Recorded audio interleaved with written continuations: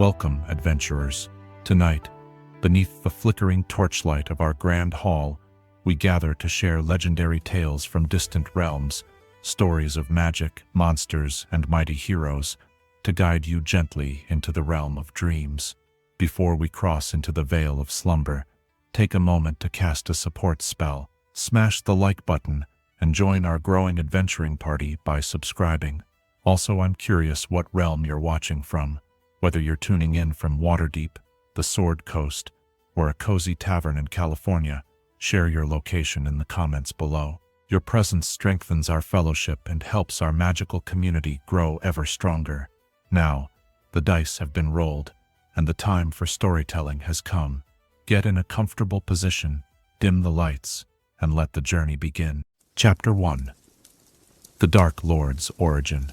As the stories we tell get retold across ages, they change, written by different hands with different purposes, yet certain truths remain constant. Power corrupts, love becomes obsession, and the greatest monsters are often born from the noblest intentions. In the mists of legend and nightmare, few tales embody these eternal verities more completely than that of Count Strahd von Zarovich, whose name has become synonymous with vampiric nobility and gothic horror across countless realms. Long before the curse that would trap him in eternal undeath, Strahd von Zarovich was a man of extraordinary ambition and martial prowess. Born into the noble house of Zarovich in the ancient kingdom of his forefathers, he emerged as a conqueror, whose very name struck terror into the hearts of his enemies. The young Strahd possessed all the qualities that legends are made of: tactical brilliance that could turn the tide of any battle, unwavering courage that inspired absolute loyalty in his followers, and an iron will that bent entire nations to his desires.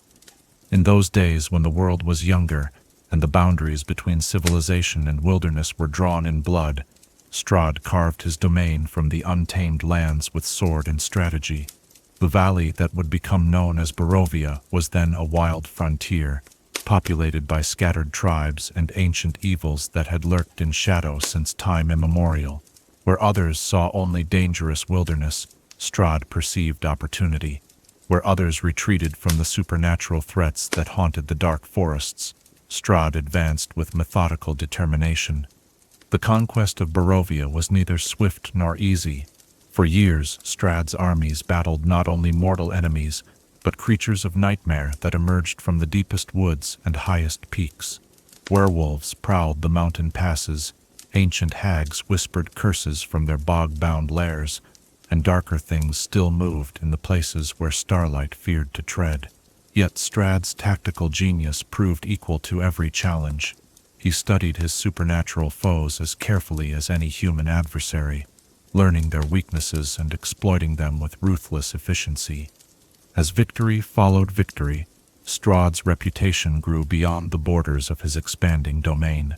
Warriors and mercenaries flocked to his banners, drawn by promises of glory and gold. Nobles sought his favor, merchants his protection, and scholars his patronage. The man who had begun as merely another ambitious lord was transforming into something greater, a figure of legend whose influence stretched far beyond any single battlefield. The castle that would bear his name rose from the rocky prominence overlooking the valley, like a dark crown upon the brow of the mountain. Built with the labor of thousands and the wealth of conquered territories, Castle Ravenloft stood as testament to Strahd's vision and power. Its soaring spires pierced the sky like accusations against the heavens, while its foundations delved deep into the living rock, as if seeking to root themselves in the very bones of the earth. Yet even as Strahd's external power grew, the seeds of his ultimate downfall were already taking root within his heart. Success in battle and conquest could not fill the growing emptiness in his soul, an emptiness that deepened with each passing year. The man who could command armies found himself powerless against the relentless march of time. The conqueror, who had never known defeat in battle, faced his first unconquerable enemy, his own mortality. As years passed, Strahd watched his loyal followers age and die, while he remained in his prime. He buried friends and enemies alike, their faces becoming memories that haunted his increasingly troubled sleep. The weight of leadership, once exhilarating, began to feel like a burden as heavy as the stones of his castle. Power, which had once seemed the ultimate prize, revealed itself as nothing more than elaborate preparation for an inevitable ending. It was during this period of growing despair that fate introduced the element that would seal Strahd's doom. But this was no gentle courtly romance or political alliance disguised as affection. What Strahd felt for the young woman who entered his life was something far more dangerous, an obsession that burned with the intensity of a forge flame and consumed rational thought like dry timber.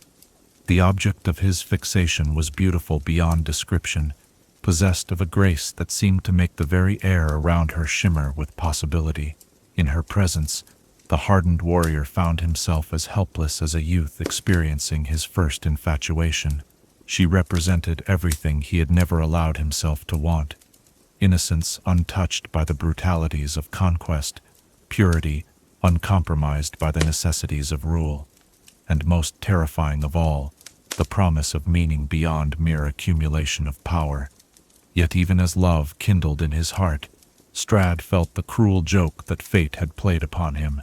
He who had spent his life taking what he desired found himself confronted with something that could not be claimed through force or strategy.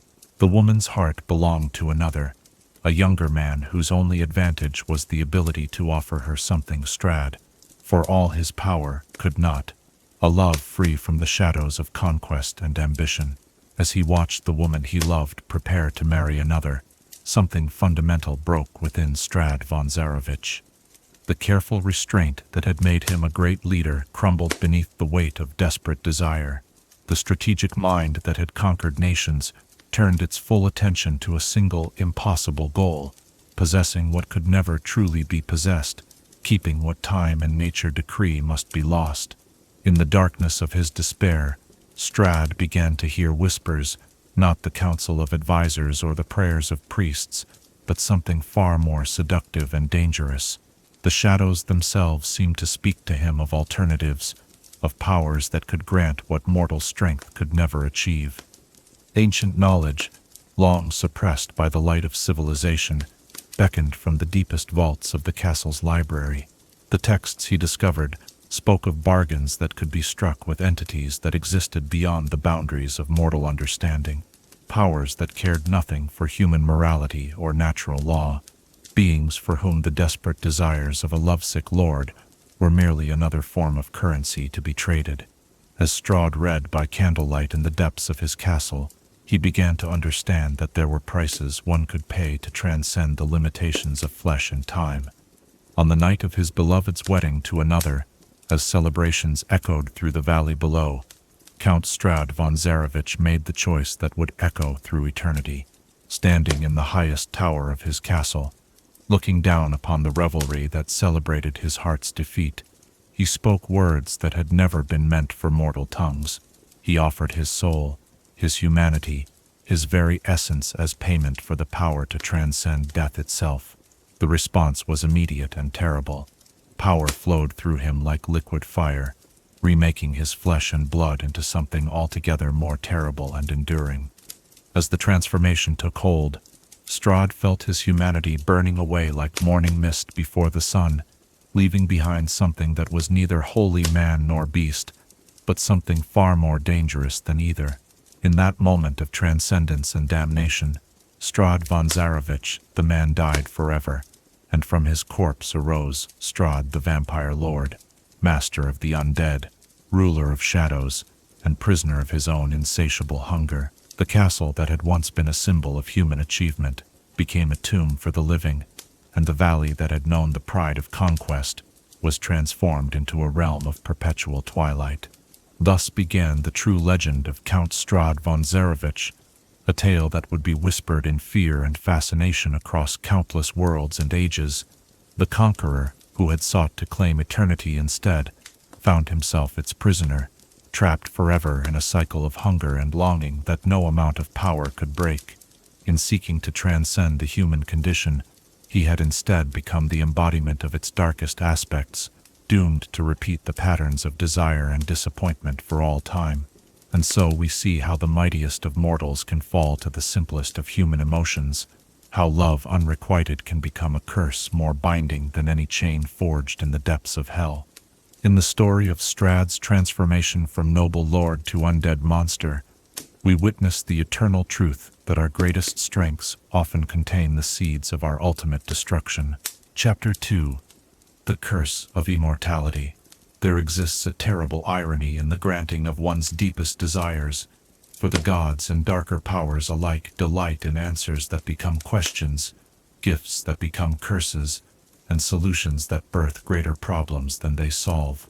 No soul has ever learned this truth more completely than Strahd von Zarovich, who sought immortality to preserve love, and instead found himself condemned to watch it die again and again for all eternity. The transformation that claimed Strahd on that fateful wedding night was unlike any recorded in the annals of supernatural lore. Where other vampires arise through disease or curse, victims of circumstance or malicious intent, Strahd's metamorphosis was born of willing sacrifice and deliberate covenant. The dark powers that answered his desperate plea did not merely grant him undeath. They remade him as something unprecedented, a vampire lord whose very existence would serve as both reward and punishment for his audacious bargain. As the last vestiges of his mortality burned away in supernatural fire, Strahd felt the world reshape itself around his transformed essence. The physical changes were profound yet subtle.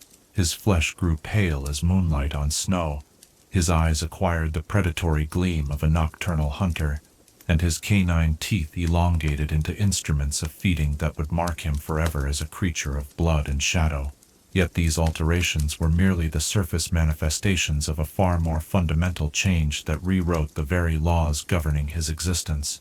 The hunger that awakened within him was unlike any mortal appetite. It was not merely a desire for blood, though that crimson sustenance would become the cornerstone of his survival, but a deeper craving that seemed to gnaw at the foundations of his being. This was the hunger for life itself. Not his own, for that was now secured beyond the reach of time, but for the vital essence that flowed through mortal veins. Each heartbeat within his domain became a drum that called to his transformed senses, each warm breath a symphony of temptation.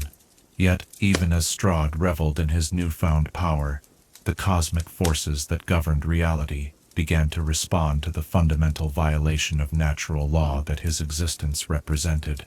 The dark powers that had granted his wish were themselves servants of a greater cosmic order, entities bound by ancient rules that demanded balance in all things.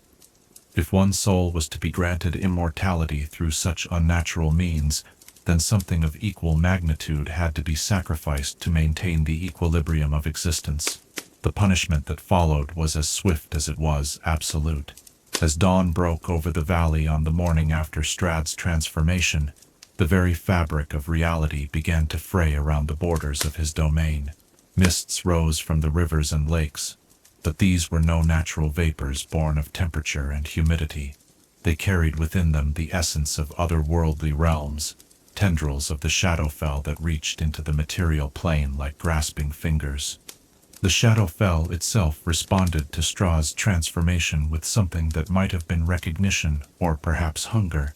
This realm of shadow and sorrow, where echoes of the living world existed in perpetual twilight, began to claim the valley of Barovia as its own. The mists that rose were not merely concealing vapors, but barriers between worlds, walls of supernatural force that would separate Strahd's domain from the greater cosmos. As the mists thickened and spread, reality within their embrace began to shift according to new and terrible rules. Time itself became fluid, flowing differently within the boundaries of what was no longer quite the material plane. The sun, when it appeared at all, cast only weak and pallid light that provided little warmth and no comfort to the increasingly terrified inhabitants. Night stretched longer than natural law should have allowed, and darkness carried with it a weight of dread that pressed upon mortal souls like a physical presence. The transformation of the land proceeded with inexorable purpose. Rivers that had once run clear and cold began to carry the taste of sorrow. Forests that had echoed with the songs of birds fell silent save for the whispers of wind through dead leaves. The very air grew heavy with an oppressive atmosphere that seemed to drain hope from the hearts of all who breathed it. Most terrible of all was the effect upon the people of Barovia. Those who had served Strahd faithfully during his mortal reign found themselves trapped within the domain's new boundaries, unable to flee even if they had possessed the courage to try. The mists that now surrounded their homeland proved impenetrable to all but the most extraordinary circumstances.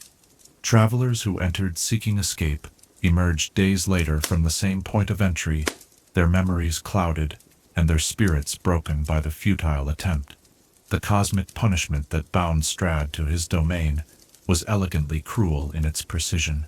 He had sought immortality to preserve his love, but the price demanded was the transformation of his realm into a prison where love itself could never truly flourish. The dark powers had granted him eternal life, but that existence would be forever tainted by the knowledge that his very presence corrupted everything he touched. Within this supernatural prison, Strahd discovered that his new nature carried with it abilities that transcended mortal understanding. He could command the loyalty of lesser undead, bending zombies and skeletons to his will with mere thought. Wild creatures of the night, wolves, bats, and ravens, responded to his call as if he were their natural sovereign. The mists themselves became extensions of his consciousness, allowing him to observe events throughout his domain and manipulate the very boundaries of his realm. Yet for all these powers, Strahd found himself fundamentally alone in ways that mortal despair could never approach. The isolation was not merely physical, though the mists ensured that no soul could leave his domain without his permission, but metaphysical. He existed now as a creature apart from the natural order, neither fully dead nor truly alive, connected to existence through appetite rather than affection. The woman whose love had inspired his desperate bargain was among those trapped within the domain's new boundaries. In his transformed state, Strahd sought her out with the same passionate intensity that had driven him to make his unholy pact, only to discover that the very immortality he had claimed to preserve their love had instead poisoned it beyond redemption. She looked upon his pale features and predatory gaze with terror rather than affection, recoiling from the touch that had once brought her comfort. In that moment of recognition and rejection, Strahd understood the full scope of the cosmic joke that had been played upon him. He had sought to transcend time to preserve love, but in becoming something beyond mortality, he had placed himself forever beyond love's reach. The woman he adored saw him now as the monster he had become, and no amount of power or persuasion could restore the innocence that his transformation had destroyed. The dark powers that ruled his fate watched this realization with what might have been satisfaction. They had granted exactly what he had requested, immortality and the power to claim what he desired, but the price had transformed the gift into its own punishment. Strahd would live forever, yes, but in a state of perpetual longing for something that his very nature made impossible to obtain. As the years passed within his shadow-touched domain, Strahd began to understand that his curse operated on multiple levels. The physical transformation had made him dependent upon blood for sustenance, forever marking him as a predator among the people he had once protected. The supernatural prison of the mists ensured that he could never escape the consequences of his choice, trapping him within the borders of his guilt and regret. Most insidious of all was the temporal aspect of his punishment. While Strahd himself remained unchanged by the passage of time, everything and everyone he loved would age and die while he watched. The woman whose love had inspired his transformation lived out her mortal span within his domain, growing old and frail while he remained eternally young and strong. He was forced to witness her decline and eventual death, knowing that his very presence had contributed to the sorrow that marked her final years. Yet even death could not end Strahd's torment, for the dark powers that ruled his fate possessed a cruelty that transcended mere mortality. They had observed his obsession and crafted a punishment that would echo through eternity with mechanical precision. The soul of his beloved would be reborn again and again within the borders of his domain, appearing in new forms and circumstances, but carrying within her the same essential nature that had first captured his heart. Thus was established the eternal cycle that would define Strahd's existence for centuries to come. Each new incarnation of his lost love would live and die within his domain, while he watched helplessly, forever seeking to possess what could never be claimed through force or supernatural power. The dark powers had given him exactly what he had asked for, the ability to pursue his love for all eternity, but had ensured that success would remain forever beyond his grasp. In the cosmic ledger that governs the balance of power and punishment, Strahd's curse stands as perhaps the most perfectly crafted torment ever devised. He achieved immortality but lost his humanity. He gained supernatural power, but forfeited natural connection. He preserved his love through eternity, but transformed it into an obsession that could never be satisfied. And so we witness how the greatest gifts often contain within them the seeds of the greatest curses, how the fulfillment of desire can become the source of infinite suffering.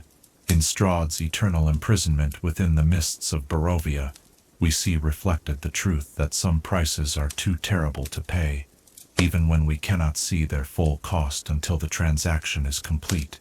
Chapter 3: Tatiana's Tragedy. Love, in its purest form, seeks the happiness of its object above all else, yet obsession wears love's mask while serving only its own desperate hunger.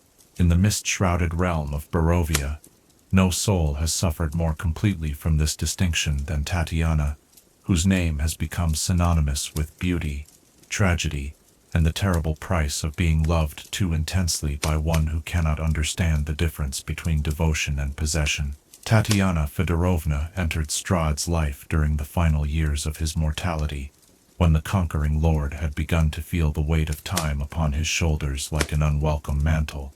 She arrived in Barovia as part of a diplomatic entourage, her family seeking alliance with the powerful count who ruled the valley with such renowned efficiency.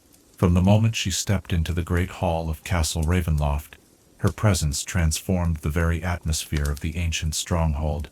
Her beauty was not merely physical, though the sight of her could stop conversations mid-sentence and cause hardened warriors to forget their duties. There was something ethereal about Tatiana, a quality that seemed to bring light into spaces that had known only shadow. Her laughter carried the music of distant summers, her voice held the gentle strength of flowing water, and her eyes reflected depths that spoke of wisdom beyond her years. What distinguished Tatiana from the countless other nobles who had sought Strahd's favor was her complete absence of ambition regarding his power or position. Where others came seeking advantage, alliance, or advancement, she seemed genuinely unaware of the political currents that swirled around her. Her interest in the castle's history was born of curiosity rather than calculation, her attention to Strahd himself unmarked by the careful deference that characterized most courtly interactions. For a man who had spent decades reading the motives behind every gesture and the agenda hidden within every smile, Tatiana's transparent sincerity was both refreshing and utterly disarming. She spoke to him not as Count von Zarevich, the feared ruler of Barovia, but as simply another person worthy of conversation and companionship. In her presence, Strahd found himself remembering what it felt like to be human rather than merely powerful. Yet even as Tatiana's warmth began to thaw the ice that had formed around Strahd's heart, fate had already woven threads of tragedy into their story. She had come to Barovia not as a potential bride for the Count, but as the intended of Sergei von Zarevich, Strahd's younger brother. The betrothal had been arranged by their families as a means of cementing political bonds, but what began as diplomatic necessity had blossomed into genuine affection between the two young people. Sergei represented everything that Strahd had lost, the necessities of rule and conquest. Where the Count had grown cynical and hardened by years of political maneuvering and military campaigns, his brother retained an optimism and gentleness that seemed untouched by worldly concerns. He possessed the same noble bearing as Strahd, but wore it lightly, without the weight of responsibility that had bent his older brother's shoulders. The love that grew between Tatiana and Sergei was the kind celebrated in songs and stories, pure, uncomplicated, and blessed with the easy joy of two souls who had found their perfect complement. They moved through the castle's halls like characters from a fairy tale, their happiness so genuine and unguarded that it brought smiles to even the most jaded courtiers.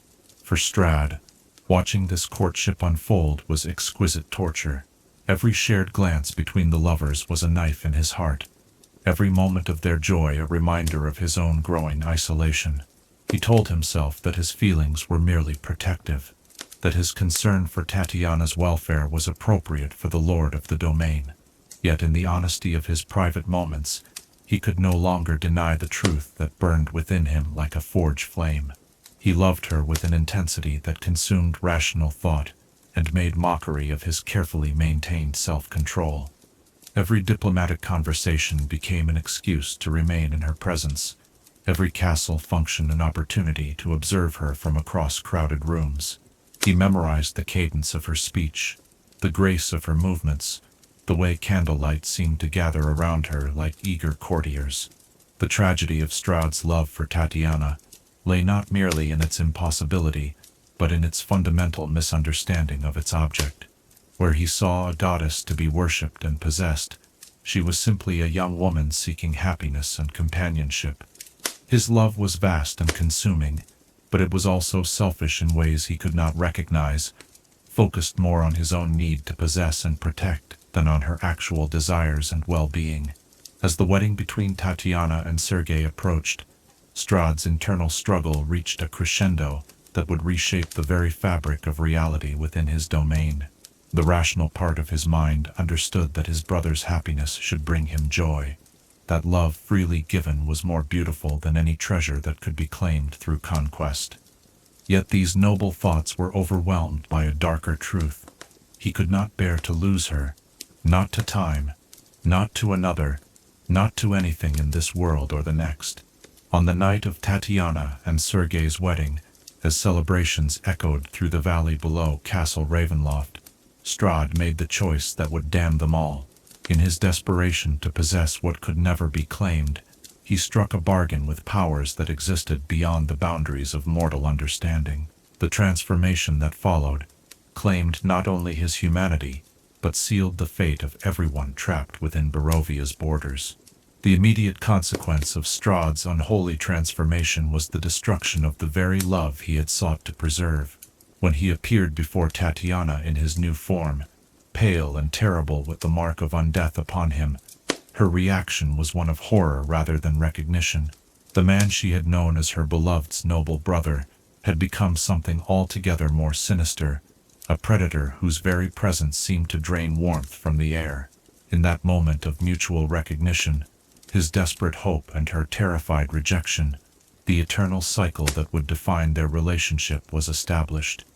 Strahd's new nature made it impossible for Tatiana to love him as she had loved Sergei. The corruption that granted him immortality had also placed him forever beyond the reach of the innocent affection he craved. Yet death, which came for Tatiana all too soon in that first lifetime, was not the ending Strahd had feared. The dark powers that ruled his fate had crafted a punishment that transcended mere mortality. Within the supernatural boundaries of his mist-shrouded domain, the soul that had been Tatiana would be reborn again and again, each incarnation carrying within her the same essential qualities that had first captured his heart. Through the centuries that followed, Strahd watched as Tatiana returned to him in countless forms.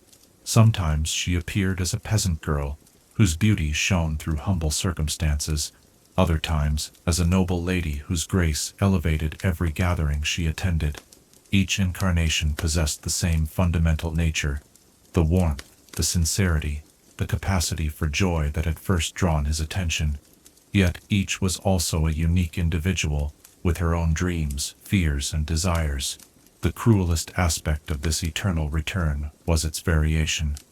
No two incarnations of Tatiana were identical, forcing Strahd to fall in love anew with each manifestation, while knowing that every courtship was doomed to end in rejection and death.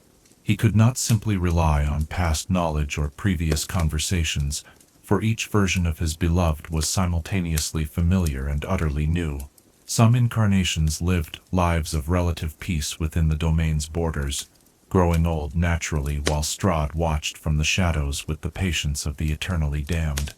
Others seemed drawn to danger and adventure, their spirits rebelling against the oppressive atmosphere of their supernatural prison. A few showed signs of remembering their past lives, experiencing dreams and visions that connected them to previous incarnations, though none ever retained full knowledge of their eternal cycle. Each death was a fresh agony for Strahd, each funeral a reminder of his failure to protect or possess the one thing that gave his existence meaning. Yet even as he mourned each loss, he found himself anticipating the next return with a mixture of hope and dread.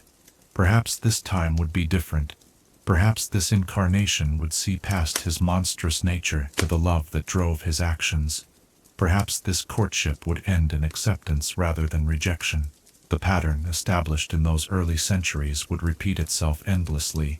Recognition, obsession, pursuit, rejection, death, and rebirth. Strahd became a student of his own tragedy, learning to recognize the signs that preceded each new incarnation's appearance. He would sense her presence in the domain like a missing piece of his own soul suddenly restored, feel the familiar ache of longing begin to build as he contemplated approaching her once again. Through it all, Tatiana remained fundamentally herself, kind, genuine, and possessed of an inner light that no amount of supernatural darkness could extinguish. Yet she also remained forever beyond his reach, not through any external obstacle, but because of the very nature of his love. His obsession, however genuine its feelings, carried within it the seeds of its own defeat. True love seeks the beloved's happiness above all else, while obsession demands possession regardless of the cost. In the cosmic accounting that governs such matters, Tatiana's tragedy is perhaps even greater than Strahd's own. Where he chose his fate through deliberate action, she was condemned to repeat the cycle of death and rebirth, without understanding or consent. Her punishment was to be loved too intensely by one who could never learn that love without freedom is merely another form of imprisonment. And so we see how love, the most noble of human emotions, can become the cruelest of curses when filtered through obsession and supernatural power. In the eternal dance between Strahd and Tatiana, we witness the tragedy that unfolds when desire mistakes possession for devotion, and when immortality becomes the enemy of the very thing it seeks to preserve. Chapter 4. The Mists of Ravenloft. There are boundaries in this world that cannot be crossed by mere physical means, barriers that exist not in space, but in the very fabric of reality itself. Among the most terrible and mysterious of these supernatural frontiers are the mists that surround the cursed domain of Barovia, vaporous walls that serve simultaneously as prison bars and cosmic judgment, keeping the damned within, while drawing the innocent from across the multiverse to serve purposes that transcend mortal understanding. The mists that rose in the aftermath of Strahd's transformation were unlike any natural phenomenon recorded in the annals of meteorological study, where ordinary fog forms from the interaction of temperature and humidity. These vapors emerged from the collision of dimensional boundaries, the wounded places where the material plane began to merge with the Shadowfell. They carried within their ethereal embrace the essence of that twilight realm, where shadows have substance and sorrow takes physical form. In the first hours after their manifestation, the mists appeared deceptively benign. They rose from the rivers and lakes of Barovia like morning vapors, silver-white tendrils that caught the early light with almost beautiful effect. Yet those who watched from the valley below could observe an unnatural quality in their movement, a purposefulness that spoke of intelligence behind their formation. These were not random atmospheric effects, but manifestations of cosmic will, boundaries being drawn by powers that existed beyond the comprehension of mortal minds. As the mists thickened and spread, their true nature became horrifyingly apparent. They formed an impenetrable barrier around the entire domain, rising from ground level to heights that seemed to touch the very vault of heaven. No wind could disperse them, no heat could evaporate them, no cold could freeze them into manageable form. They possessed a consistency that defied natural law, sometimes seeming as insubstantial as ordinary fog, other times proving as solid as stone walls to those who sought passage through their depths. The first attempts at escape revealed the mist's most insidious property, their ability to manipulate space and perception within their embrace. Travelers who entered, seeking to leave Barovia, would walk for hours or even days through the gray nothing, maintaining what they believed to be a straight course away from the domain's center, only to emerge at the exact point where they had entered. The mists had somehow folded space upon itself, creating a temporal and dimensional loop that made escape impossible through conventional means. Yet, the mist's influence extended far beyond mere imprisonment. They possessed an awareness that seemed to observe and judge every soul within the domain's borders, responding to different individuals according to mysterious criteria. Some found the vapors merely impenetrable, a frustrating but passive barrier to their freedom. Others discovered that the mists actively pursued them, reaching out with tendrils that seemed to grasp and pull, as if the fog itself sought to claim them for unknown purposes. Most disturbing of all were the visions that many experienced while lost within the mist's embrace. Travelers reported seeing glimpses of other places and times, fragments of memories that belonged to neither their own past nor any recognizable present. Some witnessed scenes from Strahd's mortal life, experiencing second-hand the emotions and decisions that had led to his transformation. Others found themselves reliving moments from their own history, forced to confront choices and consequences they had spent years trying to forget. The psychological effect of prolonged exposure to the mists was perhaps even more devastating than their physical properties.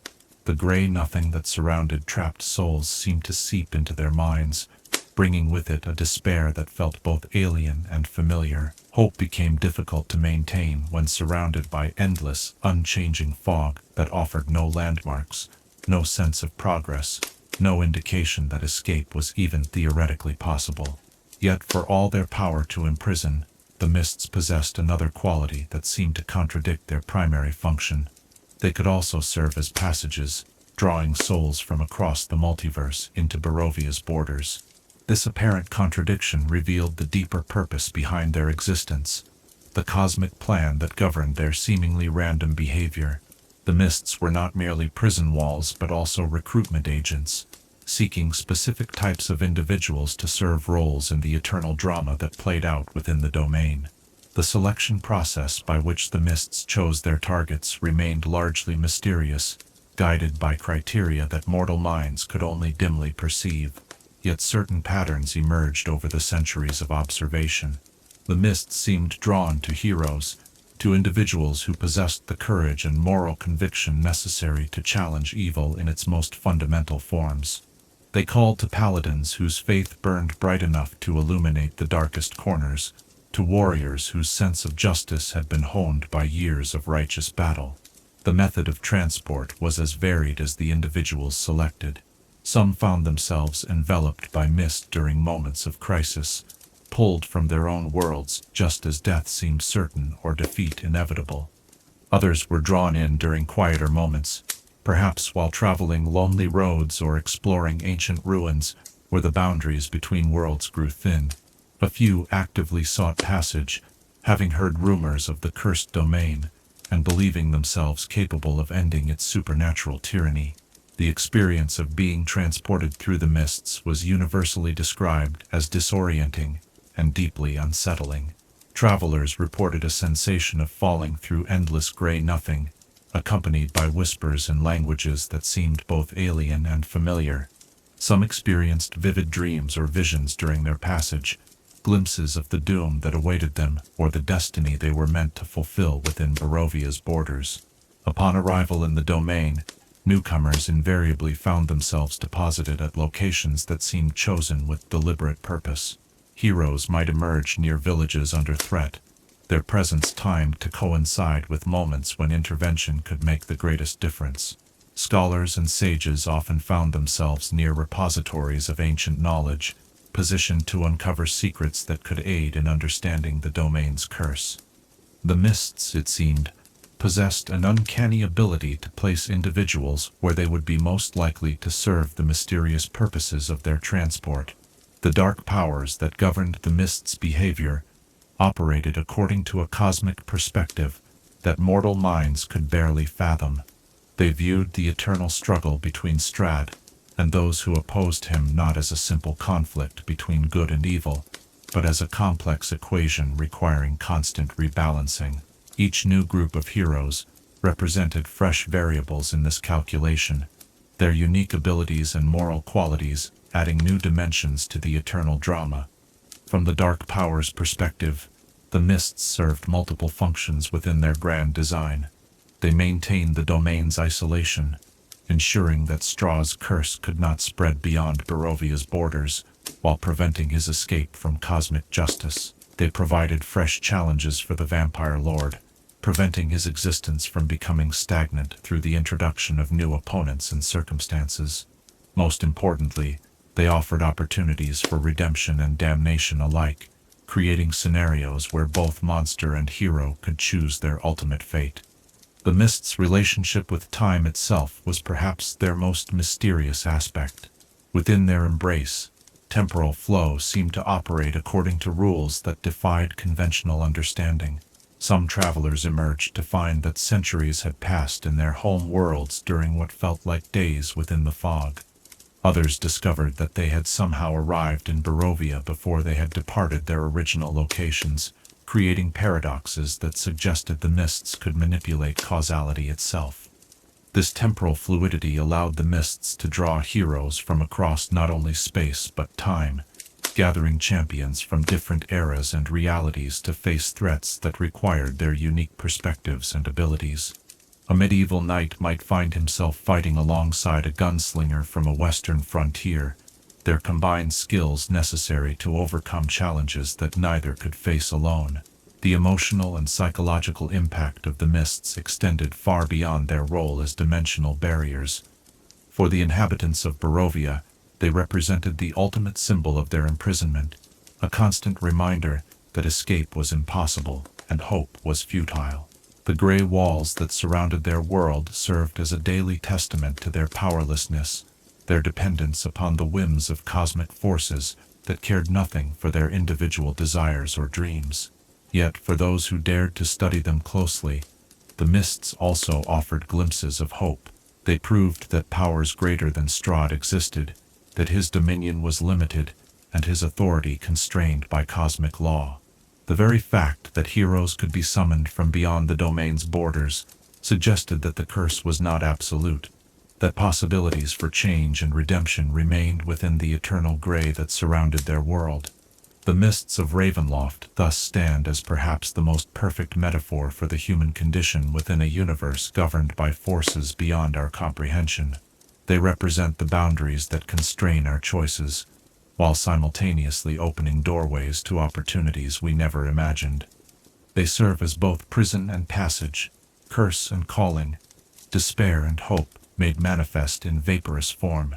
In their eternal swirl around the borders of Barovia, we see reflected the cosmic truth that no action exists in isolation, that every choice resonates across the fabric of reality, to touch lives and worlds we may never know. The Mists remind us that even the most carefully constructed prisons can become gateways for those with courage enough to step into the unknown. Chapter 5. Castle Ravenloft's Secrets. Architecture, they say, is frozen music, stone and mortar shaped by human vision into forms that speak across the centuries of their creators' dreams and fears. Yet there exist structures that transcend this metaphor, buildings so infused with the essence of their masters that they become extensions of living will, responsive to emotion, and shaped by supernatural force. Among all such edifices that have ever cast shadows upon the earth, none embodies this phenomenon more completely than Castle Ravenloft, a fortress that has become both monument to and prison for the Dark Lord, who built it in the glory of his mortal days. The castle that crowns the rocky prominence overlooking the valley of Barovia was not always the twisted labyrinth of shadows and secrets that heroes now fear to enter. In its original conception, Ravenloft was intended as the ultimate expression of architectural mastery, a seat of power that would proclaim the glory of House Azarovich for generations to come. Strahd commissioned the finest builders and craftsmen from across his expanding domain, sparing no expense in materials or artistry to create a stronghold worthy of his conquests. The foundation stones were quarried from the mountain itself, massive blocks of granite that had withstood the erosion of millennia. Master masons shaped these primordial rocks with tools blessed by priests and sharpened by the finest smiths, creating joints so precise that mortar became almost unnecessary. The lower levels of the castle seemed to grow from the mountain rather than merely rest upon it, as if the structure had been carved from a single impossibly large stone. Rising from this foundation, the castle's towers stretched toward the heavens, like accusations against the sky. Each spire was perfectly proportioned according to ancient principles of sacred geometry, their heights calculated to create harmonious ratios that would please both eye and spirit. Delicate stonework adorned the external walls, carved reliefs that depicted the history of the Zarovich lineage, alongside scenes of victory and prosperity. The great hall that formed the castle's heart was designed to accommodate hundreds of guests in comfort and luxury. Soaring buttresses supported a vaulted ceiling painted with frescoes depicting the 4 seasons in eternal cycle, while massive fireplaces provided warmth and light against the mountain's chill. Stained glass windows imported from master craftsmen in distant lands cast rainbow patterns across floors of polished marble, creating an atmosphere of beauty and serenity. Yet, from the moment of its completion, Castle Ravenloft possessed qualities that troubled even its creators. The acoustics of the great hall seemed to amplify whispers while muffling conversations, creating pockets of silence that felt unnatural and oppressive. Shadows lingered in corners that should have been illuminated, and drafts moved through chambers in patterns that defied the castle's careful design. Some workers reported hearing voices in empty rooms or glimpsing figures in their peripheral vision that vanished when observed directly. These strange phenomena intensified dramatically following Strahd's transformation into undeath. The vampire lord's new nature created a supernatural resonance with the castle's stone and mortar, infusing the very walls with echoes of his cursed existence. What had once been merely an imposing fortress began to change in ways that reflected its master's corrupted soul, becoming something altogether more sinister and alive. The transformation proceeded gradually, so subtly at first, that even long-time residents attributed the changes to imagination or stress. Corridors that had once led to familiar destinations began to twist and turn in directions that violated the castle's original floor plans. Rooms grew larger or smaller depending upon the emotional state of those who entered them. Staircases developed additional steps that appeared only to certain visitors, while others found familiar passages blocked by walls that had not existed the day before. The great hall itself became a reflection of Strahd's internal torment. The beautiful frescoes that had depicted eternal spring began to show signs of decay, their vibrant colors fading to create scenes of perpetual autumn and approaching winter. The stained glass windows, once brilliant with captured sunlight, grew dark and foreboding, their images shifting to depict scenes of sorrow and loss that seemed to change based on the viewer's perspective. Most disturbing of all was the development of the castle's apparent consciousness. Long-time servants began to report that the building seemed to respond to Strahd's moods, growing warmer when he was pleased and colder when anger or despair consumed him. Doors would open or close without human intervention, seemingly anticipating the vampire lord's movements through his domain. Fireplaces would ignite spontaneously when he entered rooms, as if the castle itself sought to provide comfort for its master's undead condition. The library, once Strahd's pride and refuge during his mortal years, underwent perhaps the most dramatic transformation. The collection had originally consisted of works on military strategy, history, and classical literature, carefully curated to reflect the interests of a cultured nobleman. Following his transformation, however, the shelves began to fill with texts that no mortal hand had placed there, grimoires bound in materials that should not exist, histories written in languages that predated human speech, and prophecies that seemed to write themselves while being observed. These supernatural additions to the library revealed knowledge that went far beyond conventional learning. They contained secrets of necromancy and dark magic, detailed accounts of otherworldly realms, and most disturbing of all, what appeared to be biographical information about every soul who had ever entered the domain. The castle, it seemed, was not merely recording the history that unfolded within its walls, but actively participating in the accumulation of forbidden knowledge. The throne room, where Strahd had once held court as a mortal lord, became a nexus of the castle's supernatural energy.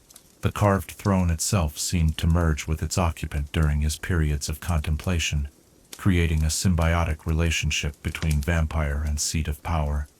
Visitors to this chamber reported feeling watched by unseen eyes and judged by standards that transcended mortal law. Perhaps most unsettling was the development of the castle's crypts and dungeons. What had originally been simple storage areas and defensive positions began to expand into a vast underground complex that seemed to burrow deeper into the mountain with each passing year. These subterranean chambers housed not only the physical remains of those who had died within the domain, but also seemed to preserve echoes of their final moments, creating a repository of suffering that fed back into the castle's growing consciousness. The guest chambers, once designed to provide comfort for visiting dignitaries, became psychological traps tailored to the specific fears and weaknesses of their occupants. Each room seemed to sense the emotional vulnerabilities of those who slept within its walls, manifesting nightmares and visions that were perfectly calibrated to cause maximum distress. Heroes who sought rest within the castle's walls often found themselves confronting their deepest fears, made manifest in ways that felt more real than dreams. The relationship between Strahd and his transformed castle created a feedback loop that amplified both their supernatural natures. The vampire lord's emotions and memories became embedded in the very stone, while the castle's growing consciousness influenced his thoughts and decisions in subtle but profound ways. They existed in a state of supernatural symbiosis, each drawing strength from the other, while becoming increasingly isolated from anything resembling natural existence. The castle's kitchen and dining areas developed their own grotesque character, automatically preparing meals that reflected Strahd's undead appetite, while maintaining the forms of mortal hospitality. Feasts would appear without preparation, their dishes beautiful to behold, but tainted with an otherworldly quality that made consumption a perilous act for living beings. The wine cellars aged their contents in ways that defied natural law, creating vintages that could induce visions, alter memories, or even temporarily grant supernatural abilities to those brave or foolish enough to partake. The towers that had once been symbols of aspiration and achievement became vantage points for observation and control that extended far beyond the castle's physical boundaries. From these heights, Strahd could observe events throughout his domain, the castle's elevated position somehow providing supernatural surveillance that penetrated walls and distance alike. The towers themselves seemed to lean inward, as if seeking to collapse upon themselves under the weight of the secrets they contained. The transformation of Castle Ravenloft from magnificent fortress to supernatural prison illustrated the fundamental principle that environments reflect the souls of those who shape them. What had begun as a monument to mortal achievement became a testament to the corruption that follows when natural law is violated in pursuit of impossible desires. The castle stood as both sanctuary and torment for its master, providing him with a base of power, while serving as a constant reminder of what he had lost in his bargain with darkness. For those brave or foolish enough to enter its halls, Castle Ravenloft represented the ultimate test of courage and moral conviction. Every chamber contained trials designed to reveal character. Every corridor offered choices between heroism and corruption. The building itself had become a judge of souls, weighing visitors according to standards established by centuries of accumulated wisdom and suffering. In the towering spires and twisted passages of Castle Ravenloft, we see reflected the truth that our environments are shaped by our choices, while simultaneously shaping our future decisions. The castle reminds us that no deed exists in isolation, that the consequences of our actions echo through time and space to influence worlds we may never see. Chapter 6. The Vistani and their burden. Freedom is perhaps the most precious of all human possessions, yet it can be traded away in moments of desperation, or bound by chains forged from gratitude and obligation. No people have learned this bitter truth more completely than the Vistani, the wandering folk whose colorful caravans bring both wonder and unease to those who encounter them along the roads of countless worlds. Their story is one of loyalty repaid with bondage, of kindness that became curse, and of a debt that has grown to encompass generations yet unborn. In the days before Barovia became a prison wrapped in supernatural mist, the Vistani traveled the roads of many lands as free as the wind that pushed their wagon wheels along endless paths. They were a people without permanent settlements, finding home in the journey itself rather than any fixed destination. Their caravans moved like rivers of color across the landscape, painted wagons pulled by strong horses and accompanied by the music of fiddles, the laughter of children, and the ancient songs that preserved their oral traditions. The Vistani possessed gifts that set them apart from the settled peoples whose lands they traversed. Many among them showed signs of the sight, the ability to perceive echoes of future and past that touched the present moment like ripples on still water. Their elders could read fortunes in the fall of cards or the patterns formed by scattered bones, divining truths that existed beyond the reach of ordinary perception. This mystical heritage made them both sought after and feared by those who valued prophecy but distrusted its messengers. Their culture was built around concepts of family that transcended blood relation, creating bonds between individuals that proved stronger than steel and more enduring than stone. Each caravan was both a traveling household and a complete society, with its own leaders, traditions, and internal laws that governed behavior and resolved disputes. The Vistani understood that their survival depended upon unity, that the prejudice and suspicion they faced from outsiders could only be overcome through unwavering loyalty to one another. It was this very loyalty, this willingness to sacrifice for family, that would ultimately seal their fate and bind them to the cursed domain that Strahd's transformation created. The event that forged their connection to the vampire lord occurred during his mortal years, when the Count still possessed something resembling a human heart capable of both gratitude and genuine feeling. The exact circumstances of their first meeting have been preserved in Vistani oral tradition, passed down through generations of storytellers who understand that some truths are too important to be forgotten. Strahd, during his early campaigns to pacify the wilderness that would become Barovia, encountered a Vistani caravan that had been attacked by bandits seeking to claim their supposedly vast wealth. The raiders had not found gold, for the Vistani carried their true treasures in knowledge and family bonds rather than material goods, but they had inflicted grievous harm before being driven off. Among the wounded was a young Vistani girl, barely more than a child, who had been struck down while attempting to protect the caravan's horses. Her injuries were severe enough that the traditional healing arts of her people seemed insufficient to preserve her life. As she lay dying in her grandmother's arms, her family prepared themselves for the grief that would mark them for generations to come. Strahd's intervention came not from any calculated political motive, but from an impulse of simple humanity that would seem almost impossible to credit in light of his later transformation. He commanded his personal physician to attend the girl, provided military escort to ensure the caravan's safety, and remained with the Vistani until her recovery was complete. During those weeks of convalescence, he experienced something he had rarely allowed himself, the simple pleasure of human companionship unmarked by political calculation or military necessity.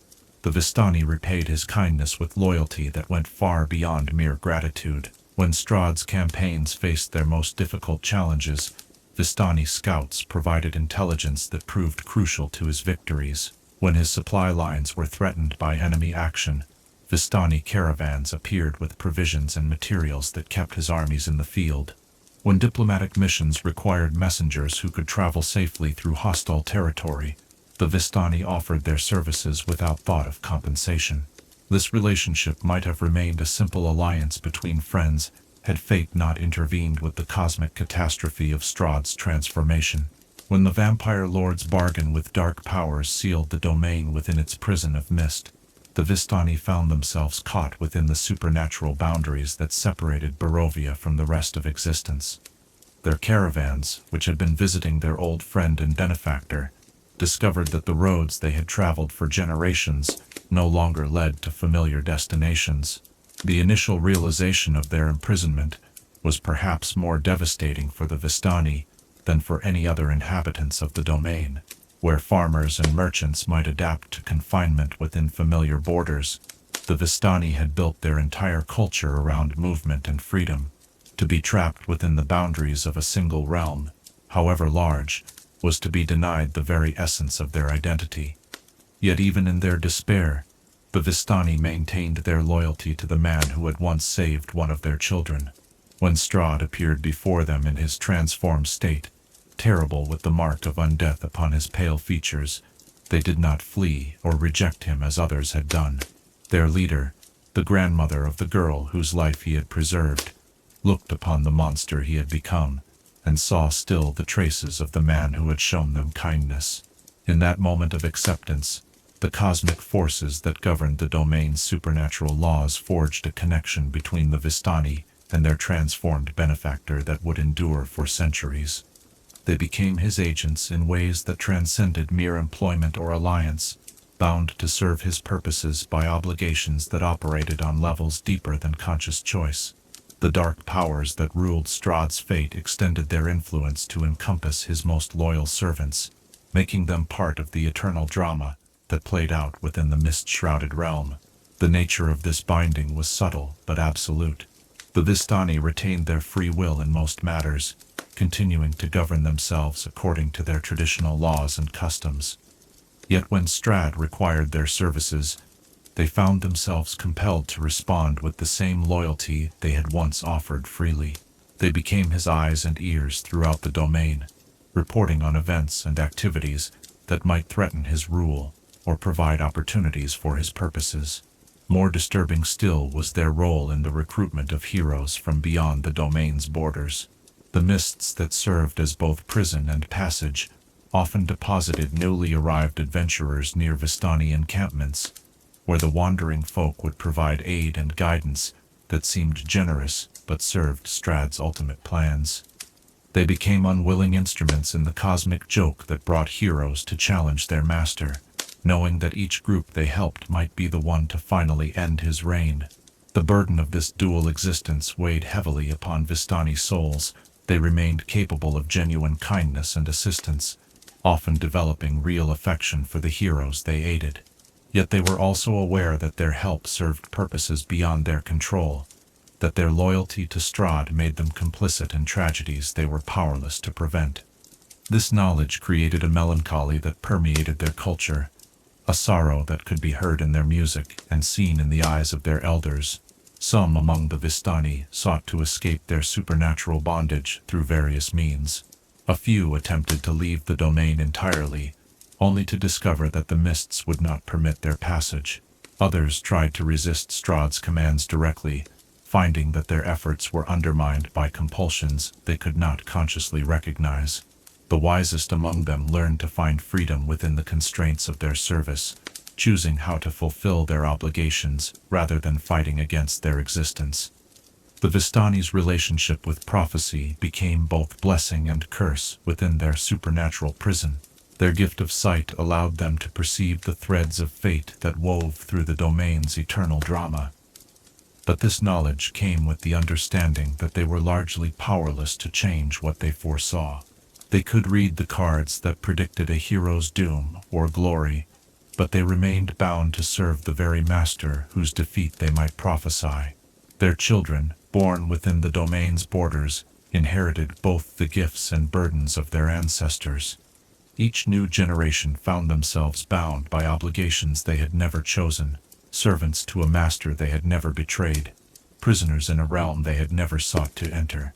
Yet they also inherited the strength and resilience that had allowed their people to survive centuries of wandering, the unity that made their bondage bearable through shared understanding and mutual support. The caravans that moved through Barovia's countryside became symbols of tragedy and endurance, their bright colors a defiant assertion of life and beauty in a realm dominated by shadow and sorrow. Their music echoed through the mist-shrouded valleys, like prayers for freedom that might never be answered, while their stories preserved the memory of a time when the road led anywhere the heart desired to go. In the campfires around which the Vistani gathered each night, elders would tell the children tales of the great roads that stretched beyond the mist, of distant lands where their ancestors had once traveled freely. These stories served as both comfort and torment, reminding each new generation of what they had lost while kindling hope that someday their bondage might be broken. The tragedy of the Vistani illustrates the terrible complexity of gratitude and obligation, showing how even the noblest debts can become chains that bind across generations. Their story reminds us that kindness creates connections that transcend time and circumstance, that loyalty freely given can become a burden that weighs upon the soul long after its original justification has been corrupted beyond recognition. Chapter 7. Ireena Kolyana. The latest incarnation. Destiny, it is said, shapes our lives with hands both gentle and cruel, weaving patterns that repeat across generations while hiding their ultimate purpose behind veils of circumstance and choice. Yet for some souls, destiny becomes a prison more confining than any physical barrier, a cycle of birth and death that offers the illusion of freedom while denying the possibility of true escape. In the mist-shrouded realm of Barovia, no soul embodies this tragic truth more completely than Ireena Kolyana, the latest incarnation of the woman whose love and loss have defined centuries of supernatural torment. Born to the burgomaster of the village that bears his name, Ireena Kolyana entered the world as any mortal child might, innocent of the cosmic forces that had ordained her existence and the terrible fate that awaited her recognition.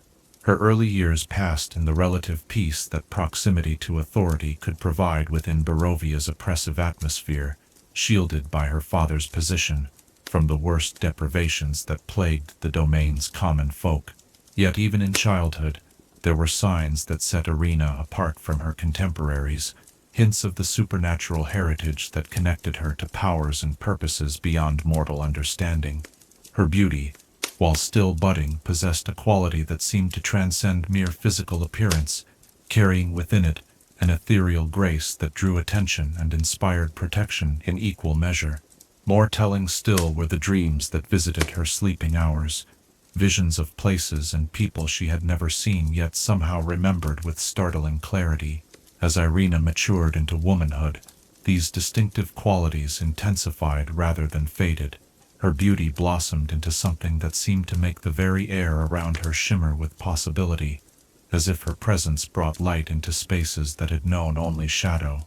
Yet this radiance carried with it an indefinable melancholy, a sadness that seemed too deep and ancient for one so young to have earned through her own experiences. The villagers of Barovia began to notice the resemblance that grew more pronounced with each passing season. In Ireena's features, they recognized echoes of portraits that hung in the castle above, paintings that depicted noble ladies from centuries past, whose faces had been preserved in oils and memory. Whispered conversations in taverns and market squares spoke of the uncanny similarity, the sense that they were witnessing the return of someone who had walked among them in ages long forgotten. Ireena herself remained largely unaware of these comparisons, protected by her father's careful discretion and the villagers' reluctance to speak directly of matters that touched upon the supernatural. She lived her life as any young woman of her station might, helping to manage her father's household, learning the skills appropriate to her position, and dreaming of a future that seemed bright with possibility, despite the shadows that hung over their domain. The first direct sign that her existence had attracted unwanted attention came in the form of gifts that appeared without explanation or sender's identification. Flowers would be found arranged outside her window, their blooms impossibly fresh, despite the perpetual gloom that shrouded the valley. Jewelry of exquisite craftsmanship would appear among her possessions, pieces that seemed to have been created specifically for her measurements and coloring. More disturbing were the dreams that began to visit her with increasing frequency, visions of a pale nobleman whose eyes held depths of longing and sorrow that seemed to pierce her very soul. In these nocturnal encounters, he would speak to her in tones of desperate affection, calling her by names she did not recognize, while pleading for a love she did not understand. She would wake from such dreams with tears on her cheeks and an ache in her heart that felt both foreign and familiar. The burgomaster Kolyana recognized these signs with growing alarm, understanding their significance in ways that his daughter could not. He had lived long enough within Barovia's borders to know the stories, to understand the cycles that governed their supernatural prison. The gifts and dreams were harbingers of attention that no mortal family could hope to deflect or deny, signs that the Count's obsession had once again fixed upon its eternal target. As the supernatural courtship intensified, Ireena found herself experiencing moments of profound disorientation that seemed to originate from within her own mind. She would catch glimpses of memories that belonged to no life she had lived, fragments of conversations with people she had never met, echoes of emotions connected to events that existed only in dreams. These experiences were accompanied by a growing sense of being watched, observed by eyes that remained forever hidden, yet somehow omnipresent. The first direct encounter between Ireena and the vampire lord occurred on a night when the mists hung particularly thick around the village, muffling sound and obscuring vision in ways that made the familiar seem strange and threatening. She had been returning from an errand of mercy to a sick neighbor when a figure emerged from the fog with the silent grace of a predator accustomed to stalking prey. Strahd appeared before her, not as the monster of village legends, but as a nobleman of refined bearing and tragic beauty, his pale features arranged in expressions of longing and desperate hope. When he spoke her name, not Ireena, but Tatiana, the name that belonged to his first and greatest love, she felt something stir within her soul, a recognition that transcended conscious memory, yet felt absolutely real. The conversation that followed was unlike any courtship in the history of mortal romance. Strahd spoke to her, as one might address a beloved wife returned after a long absence, his words carrying the weight of centuries of separation and the desperate joy of reunion. He told her of their shared history, of love that had transcended death itself, of destiny that had brought them together across the barriers of time and mortality. Ireena's response was one of confusion and growing terror as she realized that the pale nobleman's attentions were not those of a suitor seeking to win her heart, but of one who believed he already possessed it by right of ancient claim. His love, however genuine its emotion, carried with it assumptions of ownership that made her feel like a possession to be reclaimed, rather than a person to be courted. The encounter ended with Ireena's flight back to the safety of her father's house, but the psychological impact remained long after she had barred the doors and shuttered the windows. She understood now that her dreams and the gifts had been merely the prelude to a courtship that would not be denied by mortal resistance, that she had somehow become the center of a supernatural drama whose origins lay far beyond her own lifetime. The burgomaster's response to his daughter's account was swift and desperate. He understood that Ireena's recognition by the Count marked the beginning of a cycle that had played out countless times before, always ending in tragedy for all involved. Yet unlike the subjects of previous incarnations, Kolyana possessed knowledge of the pattern and determination to break it through any means necessary. The protective measures he implemented were both practical and symbolic, combining physical defenses with spiritual safeguards in an attempt to shield his daughter from supernatural pursuit. Holy symbols were placed throughout their home, blessed by priests whose faith burned bright enough to provide at least temporary protection. Guards were hired to watch over Ireena during her daily activities, though everyone understood that mortal strength would prove inadequate against the forces arrayed against them. More importantly, the burgomaster began to spread word beyond the village's borders, sending messages to anyone who might possess the power and courage necessary to challenge the Count's claim. These desperate communications spoke of a woman in dire need of protection, of a community facing supernatural terror, of rewards both material and spiritual for those brave enough to intervene. The arrival of heroes in response to these pleas marked the beginning of the most recent chapter in the eternal drama that governed Barovia's fate. These champions, drawn from distant lands by the mist's mysterious summons, represented hope for breaking cycles that had repeated for centuries. Yet they also faced challenges that went beyond mere combat with undead nobility, for they were tasked with protecting someone whose very existence was woven into the cosmic forces that governed their supernatural prison. Ireena's own role in this unfolding drama was complicated by the growing awareness of her connection to forces beyond her control. The dreams and memories that visited her with increasing frequency provided glimpses of previous incarnations, fragments of lives she had lived, and deaths she had suffered in service to a love she had never chosen to accept. This knowledge brought with it both wisdom and despair, understanding and helplessness in equal measure.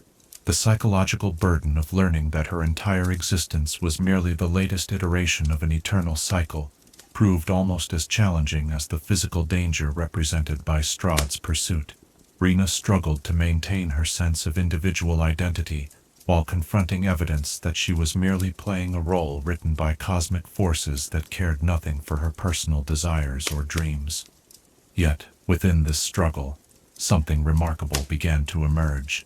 Unlike many of her previous incarnations, Ireena possessed not only beauty and grace, but also strength of will that had been forged by a lifetime of living in Barovia's oppressive atmosphere. She had learned to find hope in desperate circumstances, to maintain dignity in the face of supernatural terror, to choose courage even when every rational consideration counseled despair. This inner strength, combined with the support of heroes willing to challenge impossible odds, began to suggest possibilities that had not existed in previous cycles. Perhaps the pattern could be broken. Perhaps love freely given might prove stronger than obsession supernaturally maintained. Perhaps hope itself might serve as a weapon against the forces of eternal darkness. In Ireena Kolyana's story, we see reflected the universal struggle between destiny and free will, between the patterns that seem to govern our lives and the choices that define our character. Her tale reminds us that even when circumstances appear determined by forces beyond our control, the courage to resist and the strength to choose our own path remain the most powerful tools for creating change in what seems an unchangeable world. Chapter 8. The Three Fanes and Ancient Power. Power flows through the world in currents as real as any river, though far more ancient and infinitely more dangerous to those who seek to harness forces beyond their understanding. These streams of natural energy gather at sacred sites, where the boundaries between the physical and spiritual realms grow thin, creating nexuses of power that have been revered and feared since the dawn of consciousness itself. In the cursed domain of Barovia, 3 such sites once served as pillars supporting the natural order, until a vampire lord's desperate hunger for control transformed them into anchors for his own supernatural dominion. Long before human feet had walked the valleys that would become Barovia, when the land knew only the whispered names given by wind and water, 3 locations stood as focal points where the earth's deepest energies emerged to touch the mortal realm. These sites, which would later be called the Fanes, represented the fundamental forces that governed all existence: the wild chaos of the huntress, the natural cycle of the mountain, and the flowing wisdom of the swamp. Each maintained its own character and purpose, yet together they formed a trinity that kept the land in balance with powers that existed beyond the reach of mortal ambition. The fane of the huntress lay hidden deep within the Svalich woods, where ancient trees had grown to heights that seemed to scrape the very vault of heaven. This sacred grove had been shaped by forces of wild nature that recognized no law save the eternal cycle of predator and prey, the dance of life and death that gave meaning to existence itself. The energy that flowed through this site was primal and untamed, connected to the fierce joy of the hunt and the desperate struggle of survival that marked all living things. Druids and rangers who served the old ways would come to this grove to receive blessings that enhanced their connection to the natural world. The rituals performed here were as old as human memory, ceremonies that acknowledged the sacred bond between hunter and hunted, the understanding that death was merely another face of life in the eternal wheel that governed all existence. The power granted by the huntress was neither good nor evil in any conventional sense, but rather the raw force of nature itself, indifferent to mortal concepts of morality, yet absolutely essential to the continuation of life.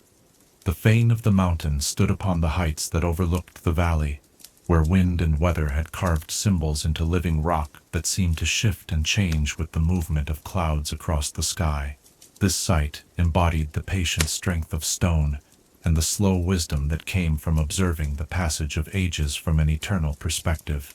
The mountain's power was stability itself, the foundation upon which all other forces could build their temporary structures. Those who sought the mountain's blessing found their connection to the earth strengthened beyond normal limits. Their understanding of geological time expanded to encompass perspectives that mortal minds could barely comprehend. The rituals performed at this fane involved meditations that could last for days or weeks, practitioners learning to match their breathing to the mountain's own rhythm, their heartbeats to the slow pulse of tectonic movement deep beneath the surface. The fane of the swamp lay in the lowlands where water and earth mingled in patterns too complex for casual observation to discern. This site represented the wisdom of flowing things, the understanding that came from accepting change as the only constant in existence. The swamp's power was transformation itself, the ability to adapt and evolve in response to circumstances that would destroy more rigid forms of life. Seekers who came to the swamp learned the secrets of healing and renewal, discovering how apparent death could lead to new forms of life, how decay could become the foundation for growth.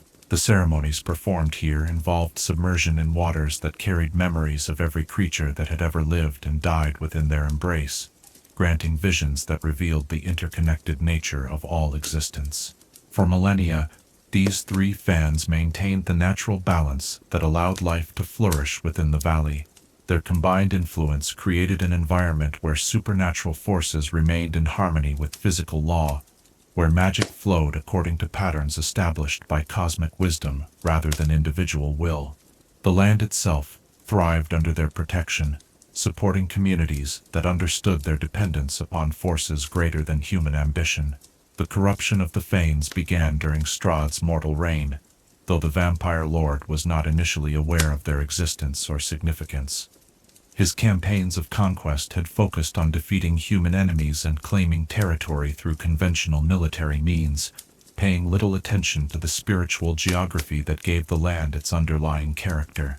Yet, as his domain expanded and his understanding of the region deepened, he began to sense the presence of powers that operated beyond his control. The realization that sources of supernatural energy existed within his borders, sources that he neither commanded nor comprehended, became increasingly intolerable to Strahd's growing megalomania. The man who had carved an empire from wilderness through the application of strategic brilliance could not accept that any aspect of his domain remained beyond his authority. The Fanes represented not merely sites of power, but challenges to his absolute sovereignty that demanded response. Strahd's initial attempts to investigate the Fanes were conducted through conventional means, sending scouts and scholars to study their properties and determine their potential usefulness. These early expeditions met with limited success, as the sites seemed to resist examination by those whose motives were tainted by ambition for personal gain. The druids and other practitioners who had traditionally served the Fanes proved evasive when questioned, understanding that cooperation would lead to corruption of forces they had sworn to protect. The transformation that made Strahd into a vampire lord also granted him new perception of the supernatural currents that flowed through his domain. His undead nature allowed him to sense energies that had been invisible to mortal consciousness, revealing the true scope of the power contained within the three Fanes. This revelation brought with it both opportunity and compulsion, for the cosmic forces that governed his curse demanded that he establish dominion over every aspect of his supernatural prison. The process of corrupting the Fanes required rituals that violated every principle upon which their original sanctity had been established. Where the sites had once channeled natural forces in harmony with cosmic law, Strahd sought to bend them to serve his personal will regardless of the consequences for the greater balance. These ceremonies involved sacrifices that went far beyond the mere shedding of blood, demanding the deliberate corruption of innocence and the perversion of sacred traditions. The corruption of the fane of the huntress transformed its celebration of natural predation into something far more sinister and purposeful. Where once the site had honored the sacred balance between hunter and prey, it now served to enhance Strahd's own predatory nature and extend his influence over the creatures of the wild. The wolves and other beasts that had once served the natural order became extensions of his will, their hunting patterns guided by supernatural intelligence rather than instinctive wisdom. The rituals that accomplished this transformation involved the sacrifice of druids who had served the grove faithfully for generations, their life force channeled into bindings that connected the site's power directly to Strahd's consciousness. The ancient trees that had stood as witnesses to millennia of natural ceremony began to twist and darken, their branches reaching toward the earth, as if seeking to escape the corruption that flowed through their roots. The fane of the mountain underwent a different but equally profound corruption, its patient strength redirected to serve as an anchor for Strahd's supernatural dominion over the physical realm. The stability that had once supported natural growth and change was perverted into stagnation, ensuring that the domain would remain trapped within its current state for all eternity. The mountain's eternal perspective, which had once offered wisdom about the transient nature of individual existence, became a tool for maintaining the vampire lord's immortal reign. The corrupted mountain fane served to reinforce the barriers that the mists created around Barovia's borders, its power ensuring that the supernatural prison would remain stable regardless of external forces that might seek to break the curse. The rituals that accomplished this perversion involved binding the spirits of earth elementals and other beings that had once served the mountain's natural purposes, forcing them to maintain structures that violated their fundamental nature. Most terrible of all was the corruption of the fane of the swamp, whose wisdom of transformation was twisted into a tool for perpetuating the cycles that tormented both Strahd and his victims. The site's power over renewal and rebirth was perverted to ensure that Tatiana's soul would continue to return in new incarnations, trapped within patterns that offered the illusion of change while maintaining eternal repetition. The swamp fane's corrupted energy also served to maintain the spiritual atmosphere that characterized Barovia, ensuring that hope would remain perpetually just beyond reach, while despair became a tangible presence that weighed upon every soul within the domain's borders. The transformation rituals here involved the sacrifice of those who had shown the greatest capacity for love and healing, their essence used to power mechanisms that would prevent the very qualities they had embodied from flourishing within the cursed realm. The completion of all three corruptions created a supernatural triangle that encompassed the entire domain, each fane serving as a vertex from which Strahd's influence could extend to every corner of his realm.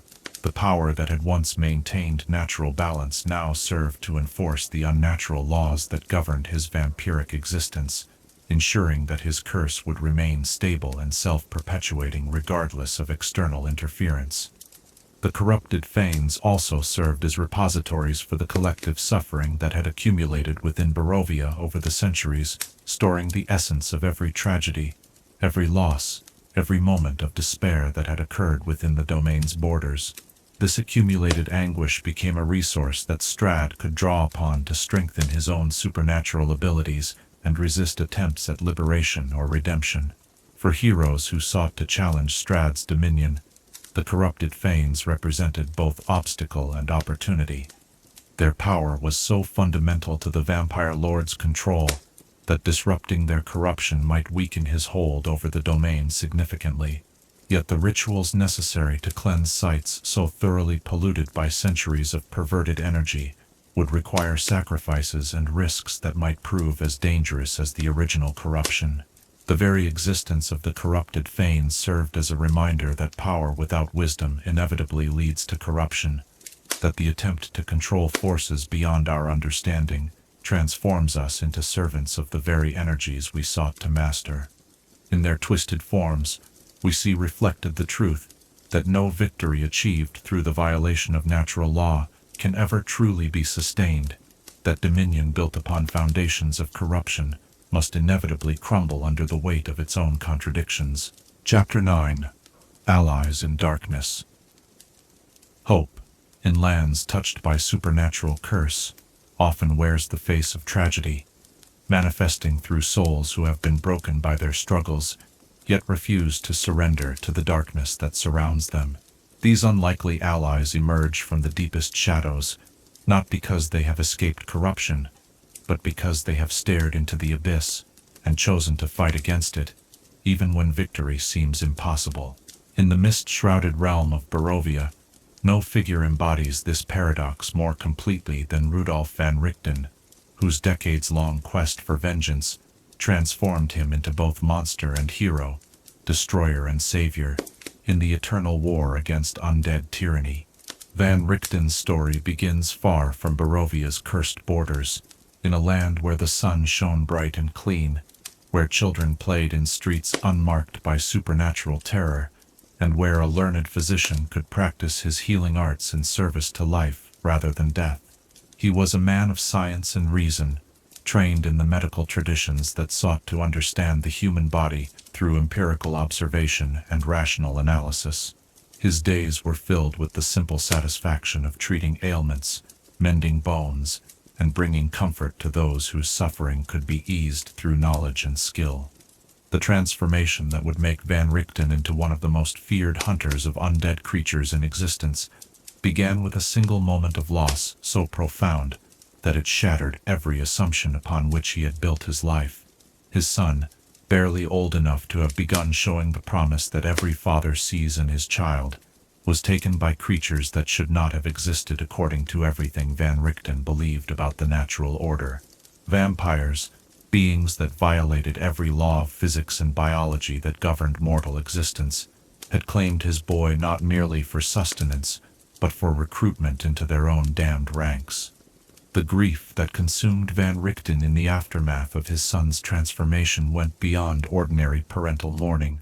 He faced the terrible knowledge that the child he had raised with love and hope now existed as a mockery of everything human, a predator whose very existence was sustained by the suffering of innocence. The boy's face, once bright with laughter and curiosity, had become a mask of hunger and malevolence that haunted every moment of his father's waking life. Traditional medicine offered no cure for such supernatural affliction, leaving Van Richten to seek remedies in texts and traditions that his scientific training had taught him to dismiss as superstition. Yet, as he delved deeper into forbidden knowledge, studying accounts of encounters with undead creatures and the methods used to combat them, he began to understand that the rational worldview he had embraced was merely one facet of a reality far more complex and terrible than he had ever imagined. The process of becoming a vampire hunter required Van Richten to sacrifice not only his former life, but fundamental aspects of his humanity. He learned to think like a predator in order to hunt predators, to embrace violence and deception as tools of justice, to make choices that would have horrified the gentle physician he had once been. Each successful hunt left him more capable of facing supernatural evil, but also more isolated from the normal human connections that had once given his life meaning. The skills that Van Richten developed through decades of relentless pursuit made him perhaps the most effective vampire hunter of his generation. He mastered not only the traditional weapons and wards that could harm undead creatures, but also the psychological techniques necessary to anticipate their strategies and exploit their weaknesses. His knowledge encompassed everything from the arcane symbols that could provide protection to the complex social dynamics that governed vampire hierarchies. Yet for all his expertise and success, Van Richten remained haunted by the knowledge that his greatest victory would also be his greatest tragedy. To truly succeed in his mission, he would eventually have to destroy the creature that had once been his beloved son, an act that would complete his transformation from healer to killer, while providing the closure that his tormented soul desperately craved. The path that eventually led Van Richten to Barovia was paved with decades of pursuit and investigation, following rumors and reports of vampire activity across countless realms and territories. His reputation as a hunter of the undead had grown to legendary proportions, making him both sought after by those who faced supernatural threats and hunted by the very creatures he had dedicated his life to destroying. When Van Richten finally entered the mist-shrouded domain that served as Strahd's prison, he carried with him not only his formidable skills and knowledge, but also the accumulated weight of countless encounters with evil that defied human understanding. He had seen enough to know that the vampire lord who ruled this realm represented a threat that transcended individual malevolence, embodying forces that could corrupt entire kingdoms if allowed to spread beyond their current containment. The confrontation between Van Richten and the creature that had been his son took place within Barovia's borders, orchestrated by cosmic forces that seemed to take perverse pleasure in forcing such impossible choices upon those who sought to serve justice. The battle itself was brief but devastating, requiring Van Richten to destroy not only a powerful vampire, but the last tangible connection to his former life as a man who had once believed in simple solutions to complex problems. The victory that should have brought closure instead opened new wounds in Van Richten's already tortured soul. He had achieved the goal that had driven him for decades, yet found himself empty rather than satisfied, hollowed out by the knowledge that revenge could never restore what had been lost. The son he had destroyed was at peace, but the father who survived the encounter was left to carry forward a burden of knowledge and responsibility that seemed too heavy for any mortal to bear. Aftermath of this personal apocalypse, Van Richten found himself trapped within Barovia, not merely by the supernatural barriers that imprisoned all who entered, but by his own inability to imagine existence beyond the pursuit that had defined him for so long. The mists that surrounded the domain seemed to recognize in him a kindred spirit, someone whose own nature had been so thoroughly shaped by supernatural forces that escape from such realms might prove impossible even if the physical barriers were removed. The role that Van Richten came to play within Barovia's eternal drama was as complex as his own psychological state. He served as both ally and antagonist to the heroes who arrived seeking to challenge Strahd's dominion, offering assistance that came with warnings about the true cost of confronting such ancient evil. His knowledge proved invaluable to those brave enough to face the vampire lord, yet his methods and philosophy carried risks that could corrupt even the most noble intentions. Van Richten's very presence within the domain served to illustrate the price that resistance to supernatural evil extracted from those who chose to fight rather than submit. He had become a living example of how the pursuit of justice could transform a healer into a killer, how the need to combat monsters could make monsters of those who fought them. His expertise made him invaluable as an ally, yet his own corruption served as a warning about the dangers that awaited anyone who stared too long into the abyss. The relationship between Van Richten and Strahd transcended simple enmity, embodying instead the complex dynamics that existed between hunter and quarry, who had been engaged in their deadly dance for so long that they had begun to define each other.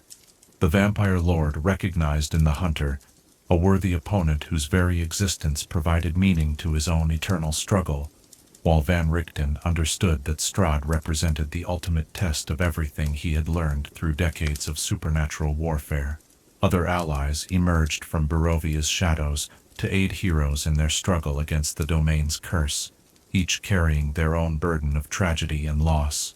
The mad wizard who had once served Strahd as advisor, driven to insanity by the knowledge of what his research had helped to create. The former paladin, whose faith had been shattered by witnessing horrors that seemed to prove the absence of divine justice.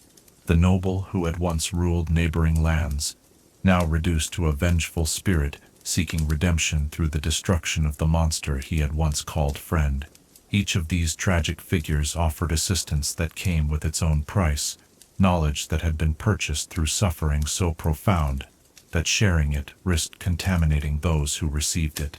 They served as living reminders that victory over supernatural evil was possible, but only through sacrifices that might prove as devastating as the curse they sought to break.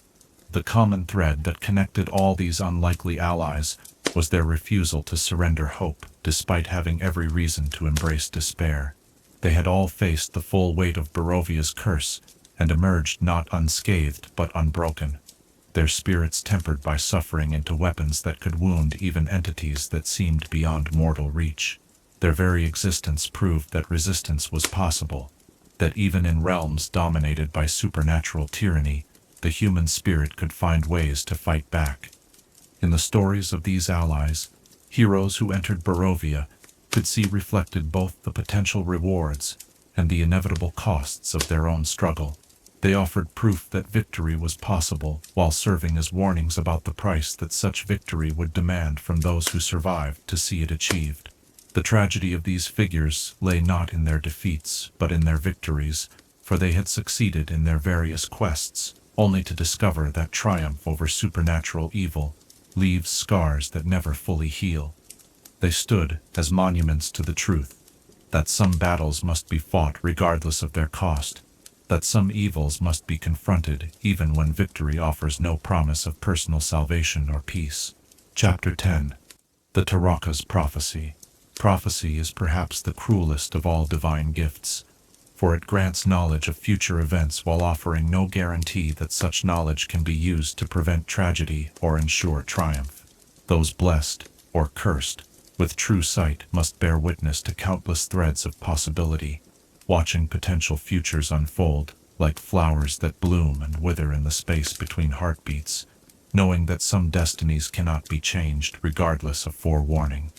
Nan, the mist-shrouded realm of Barovia, no soul carries this burden more completely than Madame Eva, whose ancient eyes have watched the same tragic cycles repeat for centuries, while her Tarokka cards reveal truths that offer hope and despair in equal measure. Madame Eva stands as perhaps the most enigmatic figure within Barovia's cast of eternal players, a woman whose age seems to shift like shadows depending upon the light in which she is observed. To some visitors, she appears as a middle-aged Vistani matriarch, her dark hair streaked with silver, and her hands marked by decades of honest labor. To others, she seems impossibly ancient, her face bearing lines that speak of centuries rather than mere decades, her eyes holding depths that suggest she has witnessed the rise and fall of civilizations beyond counting. The truth of her nature remains hidden behind layers of mystery that she maintains with deliberate care, understanding that knowledge of her true identity would change the dynamic of every interaction she has with both heroes and victims alike. What cannot be concealed, however, is the power that flows through her connection to forces that transcend mortal understanding, the gift of sight that allows her to perceive the threads of fate as clearly as others might observe the physical world around them. Her mastery of the Tarokka represents far more than simple fortune-telling or carnival entertainment. The deck of cards that she handles with such reverence and skill serves as a conduit between the material realm and the cosmic forces that govern destiny itself. Each card carries within it not merely symbolic meaning, but actual fragments of possibility, pieces of potential futures that can be arranged and interpreted to reveal the paths that lead toward triumph or tragedy. The origin of both Madame Eva's gift and her connection to Barovia's curse reaches back to the earliest days of the domain's existence, when the mists first rose and the laws of reality began to bend according to supernatural will. She witnessed Strahd's transformation from mortal lord to undead monster, observed the cosmic punishment that trapped the domain within its prison of perpetual twilight, and understood from the beginning that the cycles of tragedy and hope that would define the realm's existence were as inevitable as the turning of seasons. Yet her role within these cycles was never that of mere observer. The cosmic forces that governed Barovia's fate required a mechanism through which heroes could be guided toward the tools and knowledge necessary to challenge the vampire lord's dominion. Prophecy became both weapon and burden, a means of providing hope to those who might otherwise despair, while ensuring that each new group of champions would face tests specifically calibrated to their unique strengths and weaknesses. The process through which Madame Eva conducts a Tarokka reading transcends ordinary divination, becoming instead a complex negotiation between conscious will and cosmic design. As she shuffles the ancient cards with hands that move according to patterns learned over decades of practice, she opens herself to currents of fate that flow through the domain like invisible rivers. The cards themselves seem to respond to these influences, arranging themselves according to configurations that reveal not what will happen, but what must happen for the greatest possible good to emerge from circumstances that seem designed to produce only suffering. Each reading is unique, tailored to the specific individuals who seek guidance and the particular challenges they will face in their confrontation with Strahd's power. The cards do not simply predict future events, but actively participate in shaping them, creating resonances between prophecy and reality that help to guide heroes toward the choices that will serve destiny's greater purpose. Yet this guidance comes with a price, for the knowledge revealed through Tarokka readings is often incomplete, offering direction without guaranteeing success, and providing hope that may prove false if courage fails at crucial moments. The artifacts and allies that the cards reveal to heroes serve as more than mere tools for combat against supernatural forces. They represent tests of character, challenges designed to determine whether those who seek to challenge evil possess the wisdom and moral strength necessary to wield power responsibly. The legendary weapons that might wound a vampire lord come with histories of their own, previous owners whose choices provide object lessons about the corrupting influence of power and the importance of maintaining one's humanity, even in the face of impossible odds. The locations that prophecy directs heroes to explore within Barovia's borders are similarly laden with symbolic meaning, places where the domain's history has left echoes that can provide both knowledge and temptation to those who dare to investigate them. Ancient ruins hold secrets that might aid in understanding the curse's true nature, but they also contain traps and guardians that test the resolve of those who would claim such knowledge. Sacred sites offer opportunities for spiritual renewal and divine assistance, yet they demand sacrifices that force heroes to confront the true cost of their mission. Most complex of all are the allies that Tarokka readings identify as crucial to success in the struggle against Strahd's dominion. These loosely represent the full spectrum of moral complexity that exists within Barovia's borders, from tragic heroes who have been broken by their struggles against evil to former servants of darkness who seek redemption through aid to those who oppose their former master. Each potential ally comes with their own agenda and limitations, requiring heroes to navigate relationships that may prove as challenging as any physical confrontation with undead creatures.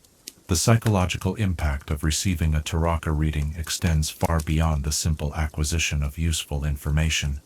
Heroes who undergo this experience find themselves confronted with the reality that their struggle against evil has cosmic significance, that they have been chosen by forces greater than themselves to serve purposes that transcend personal survival, or even the salvation of Barovia's inhabitants.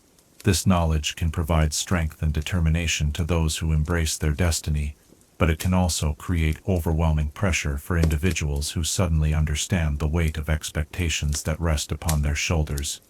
Madame Eva's own relationship with the prophecies she delivers is perhaps the most tragic aspect of her role within Barovia's eternal drama.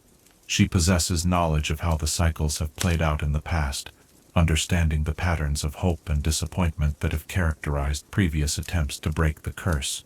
She can see the potential for success in each new group of heroes, but she also knows the terrible price that victory might demand from those who achieve it. The burden of this knowledge manifests in the careful way she phrases her prophecies, offering truth while withholding details that might discourage necessary action or reveal outcomes that must be earned rather than simply known. She walks a knife's edge between providing too much information and too little, understanding that either extreme could interfere with the delicate balance of choice and fate that governs the domain's supernatural laws. The cards themselves seem to possess a consciousness that extends beyond mere symbolic representation, responding to the emotional and spiritual state of those who participate in readings with configurations that reflect not only external circumstances but internal struggles. Those who approach the Tarokka with pure hearts and noble intentions find their readings filled with symbols of hope and guidance, while those who harbor selfish motivations or hidden agendas may discover prophecies that reflect the darkness within their own souls. The relationship between prophecy and free will becomes particularly complex within Barovia's supernatural environment, where the very nature of the curse seems designed to create cycles of repetition that mock the concept of meaningful choice.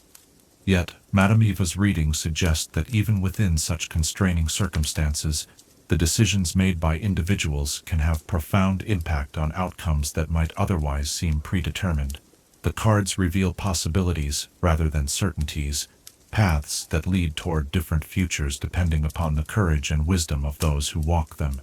For Strahd himself, the existence of Tarokka prophecies represents both threat and fascination, offering glimpses of potential futures that range from his ultimate redemption to his complete destruction. He has learned to respect Madame Eva's power while maintaining careful distance from direct confrontation, understanding that her role within the cosmic order makes her simultaneously valuable and dangerous to his continued existence. The tragic irony of prophecy within Barovia lies in its very accuracy, for the truths it reveals often come at the cost of innocence and peace of mind. Heroes who receive Tarokka readings gain knowledge that may help them succeed in their mission, but they also acquire understanding of the true scope of evil they face and the sacrifices that will be required to defeat it. The gift of sight becomes a burden that must be carried alongside the physical dangers of confronting supernatural tyranny. In the ancient cards that Madame Eva spreads with such reverence and skill, we see reflected the eternal human struggle to understand our place within forces greater than ourselves. The Tarokka reminds us that knowledge of the future is meaningless without the courage to act upon it. That prophecy serves not to eliminate choice, but to illuminate the consequences of the choices we make. Chapter 11. The Final Confrontation. Every epic tale must reach its climax in a moment of perfect balance, where all the threads of destiny converge into a single point, where triumph and tragedy hang separated by the width of a sword blade or the strength of a single heartbeat. In the cursed realm of Barovia, this convergence takes the form of heroes ascending the winding path to Castle Ravenloft, their hearts heavy with the knowledge of what they must face, and their souls lightened by the possibility that centuries of suffering might finally find their end in one terrible night of reckoning.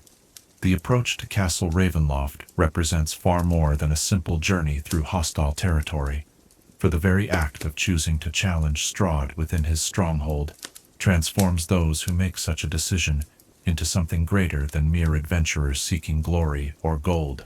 They become instruments of cosmic justice, champions of hope in a realm where despair has ruled unopposed for generations, living symbols of the possibility that even the most entrenched evil can be confronted by those with sufficient courage and determination. The path that winds up the mountainside toward the castle's imposing gates seems designed to test the resolve of any who would dare to challenge the vampire lord on his own ground. Ancient stones, worn smooth by centuries of wind and rain, form steps that climb through shadows that seem to reach toward travelers with grasping tendrils of darkness.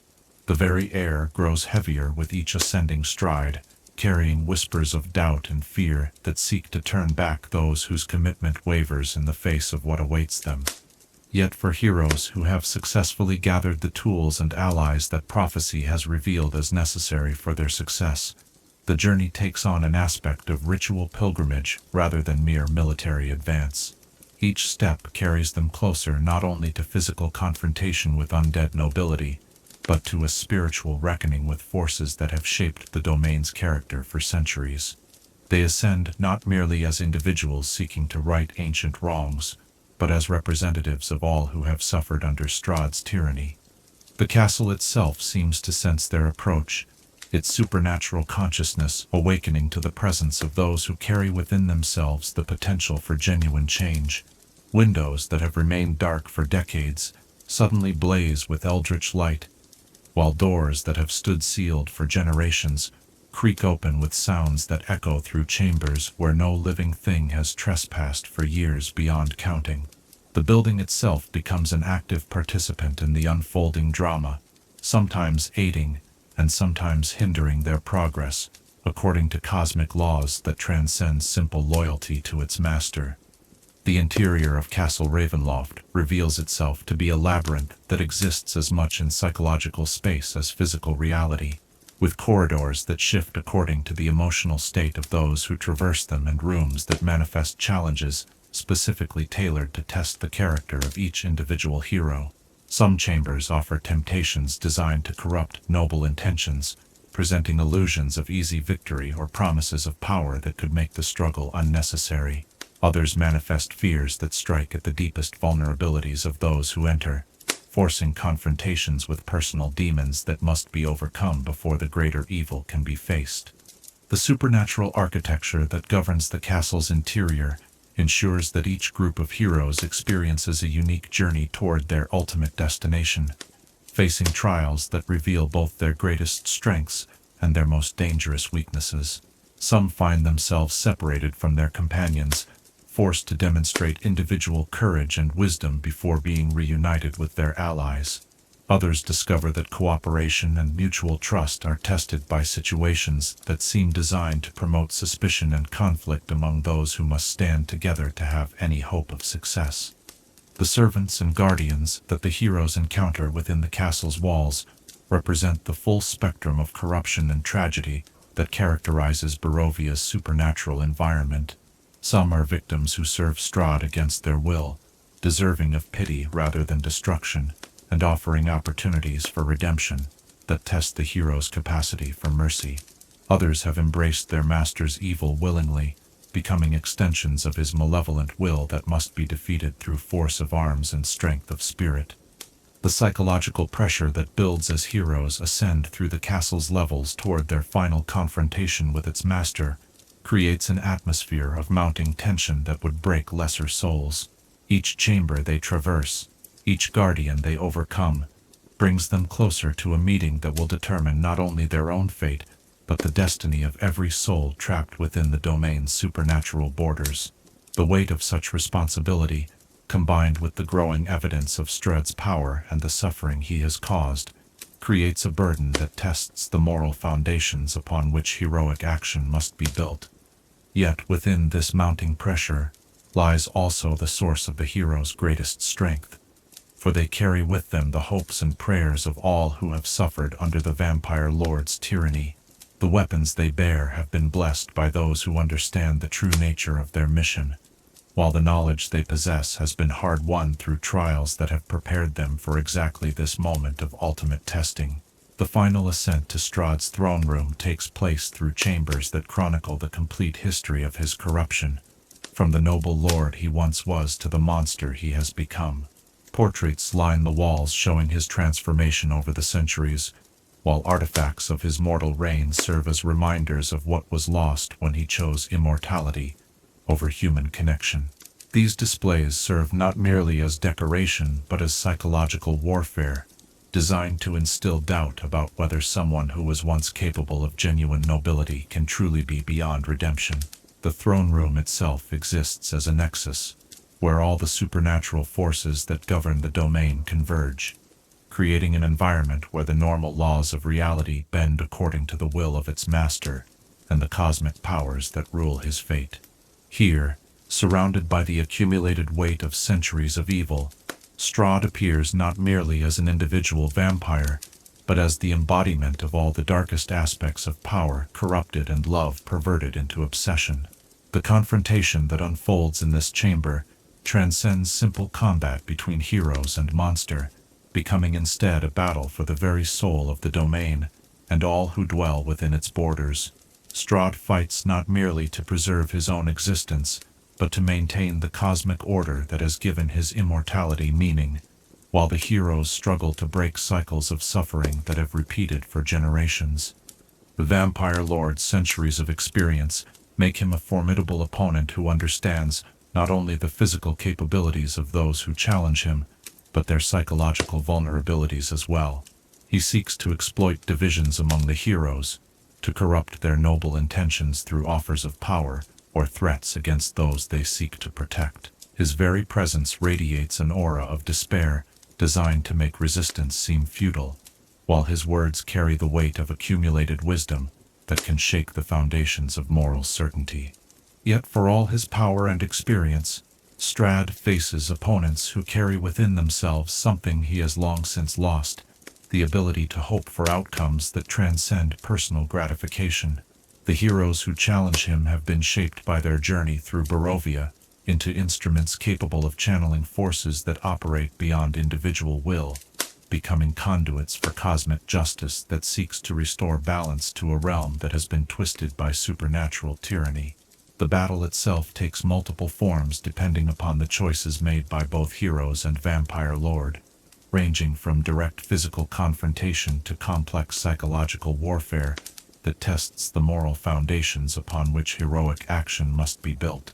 Some confrontations focus on the destruction of Strahd's physical form, seeking to break his connection to the undead state that has sustained his existence for centuries.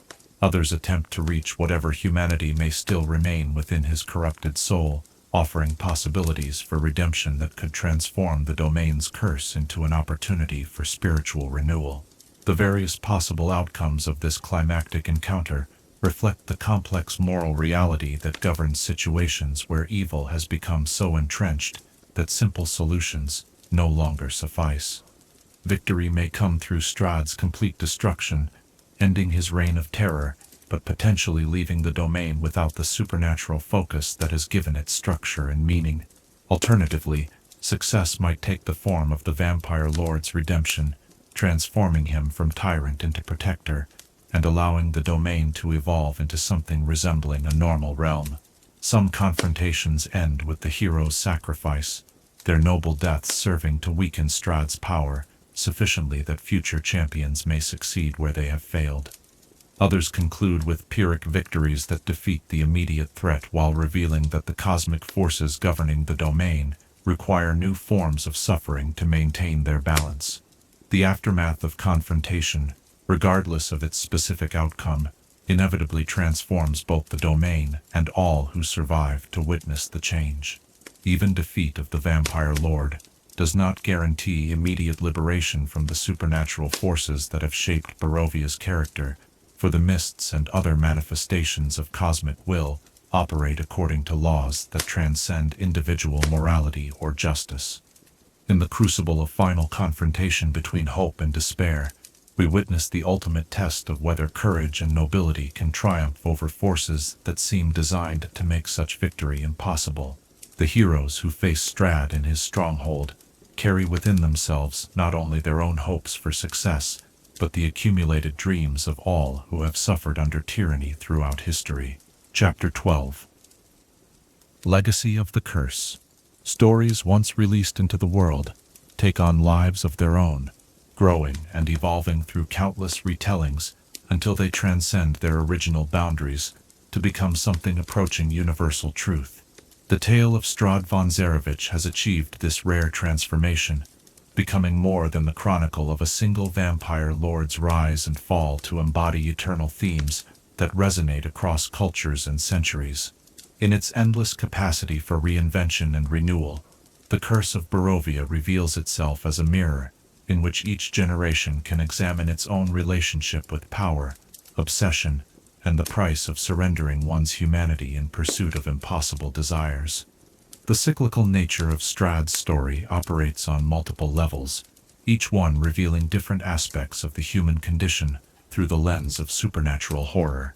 On its most immediate level, the curse ensures that the Vampire Lord's confrontation with heroes repeats endlessly, each iteration offering new possibilities for triumph or tragedy, while maintaining the essential elements that give the narrative its power. Heroes arrive, challenges are faced, choices are made, and consequences unfold according to patterns that honor both destiny and free will.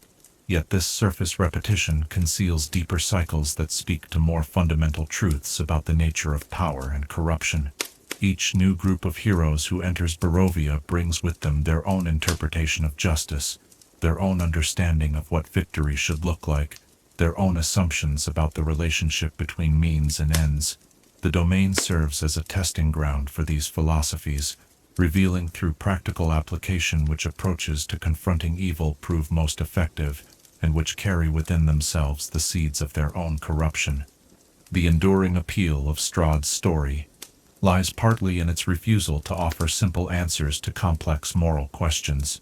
The vampire lord himself embodies contradictions that make him simultaneously sympathetic and monstrous, a figure whose genuine love has been corrupted into obsession, so complete that he cannot recognize the difference between devotion and possession.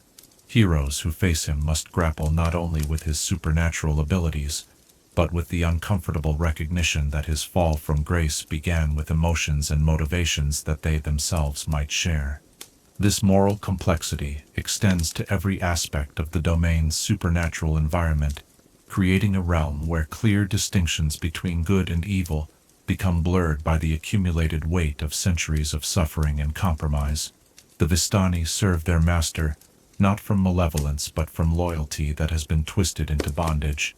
Van Richten pursues justice with methods that threaten to transform him into the very thing he hunts. Even Ireena, the apparent victim whose salvation seems to justify any sacrifice, carries within herself the accumulated guilt of incarnations who have chosen differently when faced with similar circumstances.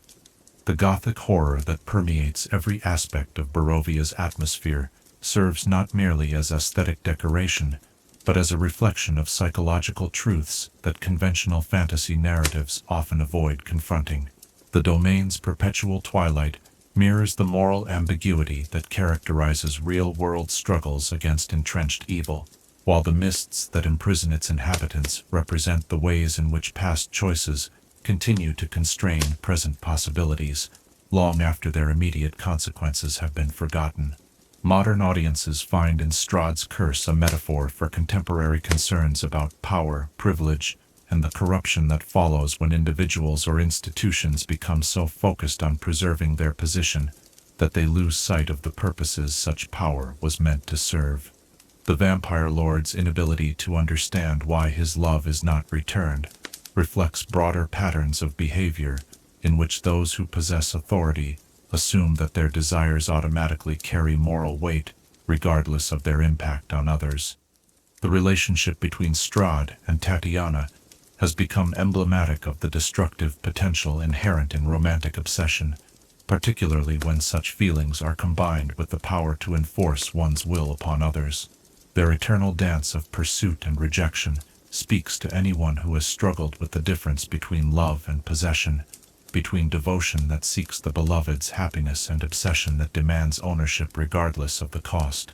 The domain's treatment of redemption as both possibility and impossibility reflects theological and philosophical debates that have persisted throughout human history. Strahd's occasional moments of genuine remorse suggest that even the most corrupted souls retain some capacity for moral recognition, yet his consistent return to patterns of behavior that cause suffering demonstrates how difficult it becomes to change fundamental character once certain lines have been crossed. Each new interpretation of the curse brings with it opportunities to explore different aspects of these eternal themes, allowing storytellers to emphasize elements that resonate most strongly with their particular audience and historical moment. Some versions focus on the political dimensions of Strahd's tyranny, examining how leaders can become isolated from the consequences of their decisions until they lose all capacity for empathy with those they rule. Others explore the psychological aspects of his obsession, using the supernatural elements to illuminate the ways in which unexamined emotional needs can drive destructive behavior patterns. The evolving nature of the story also allows for exploration of themes that may not have been apparent to its original creators, as changing social understanding reveals new layers of meaning within familiar narrative structures. Contemporary interpretations might examine the curse through the lens of trauma and recovery, viewing the domain's supernatural prison as a metaphor for the ways in which unresolved grief and anger can trap individuals within cycles of behavior that prevent healing and growth. The role of heroism within the curse's structure provides commentary on the nature of moral action in complex circumstances, where simple solutions prove inadequate to address systemic problems. Heroes who enter Barovia with conventional expectations about the relationship between good and evil often find themselves forced to confront the possibility that victory might require moral compromises that challenge their fundamental beliefs about justice and righteousness. The domain's emphasis on choice and consequence speaks to universal human experiences of regret and responsibility, forcing both characters and audiences to grapple with questions about whether redemption is possible for those who have caused great harm, whether good intentions can justify terrible methods, and whether some forms of suffering are necessary to achieve meaningful change. The cyclical structure of the curse also reflects broader patterns in human history, where the same fundamental conflicts repeat across different eras and cultures despite technological and social progress.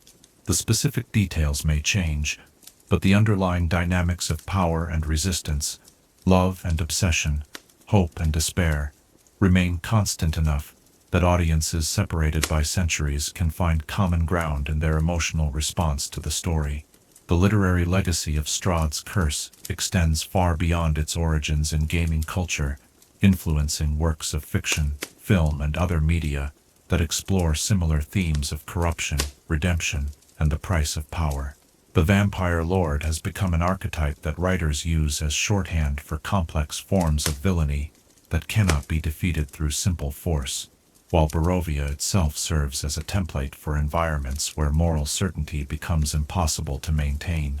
The educational value of the curse lies in its ability to create safe spaces for exploring dangerous ideas, allowing audiences to examine the seductive appeal of power and the gradual process through which good intentions can be corrupted without requiring them to experience such corruption personally. The supernatural elements provide sufficient distance from reality to make such exploration comfortable, while maintaining enough psychological authenticity to ensure that the lessons learned remain applicable to real-world situations. Future iterations of the story will undoubtedly continue to evolve, finding new ways to express timeless themes through contemporary concerns and artistic techniques. The curse's fundamental structure proves flexible enough to accommodate radical reinterpretation, while remaining true to the essential truths that have made it enduringly compelling across multiple generations of storytellers and audiences. In the end, the legacy of Strahd's Curse lies not in any single version of the story, but in its capacity to serve as a vehicle for exploring the deepest questions about human nature and moral responsibility. Through the vampire lord's eternal torment and the hero's perpetual struggle to bring light into darkness, we see reflected our own ongoing battle to understand the difference between love and possession, justice and revenge, wisdom and knowledge. The mists that surround Barovia will continue to call to new generations of heroes, offering each one the opportunity to discover their own answers to questions that have no final solutions. In accepting that call, they join a tradition that stretches back through centuries of storytelling to the fundamental human need to believe that courage and compassion can triumph over forces that seem designed to make such victory impossible.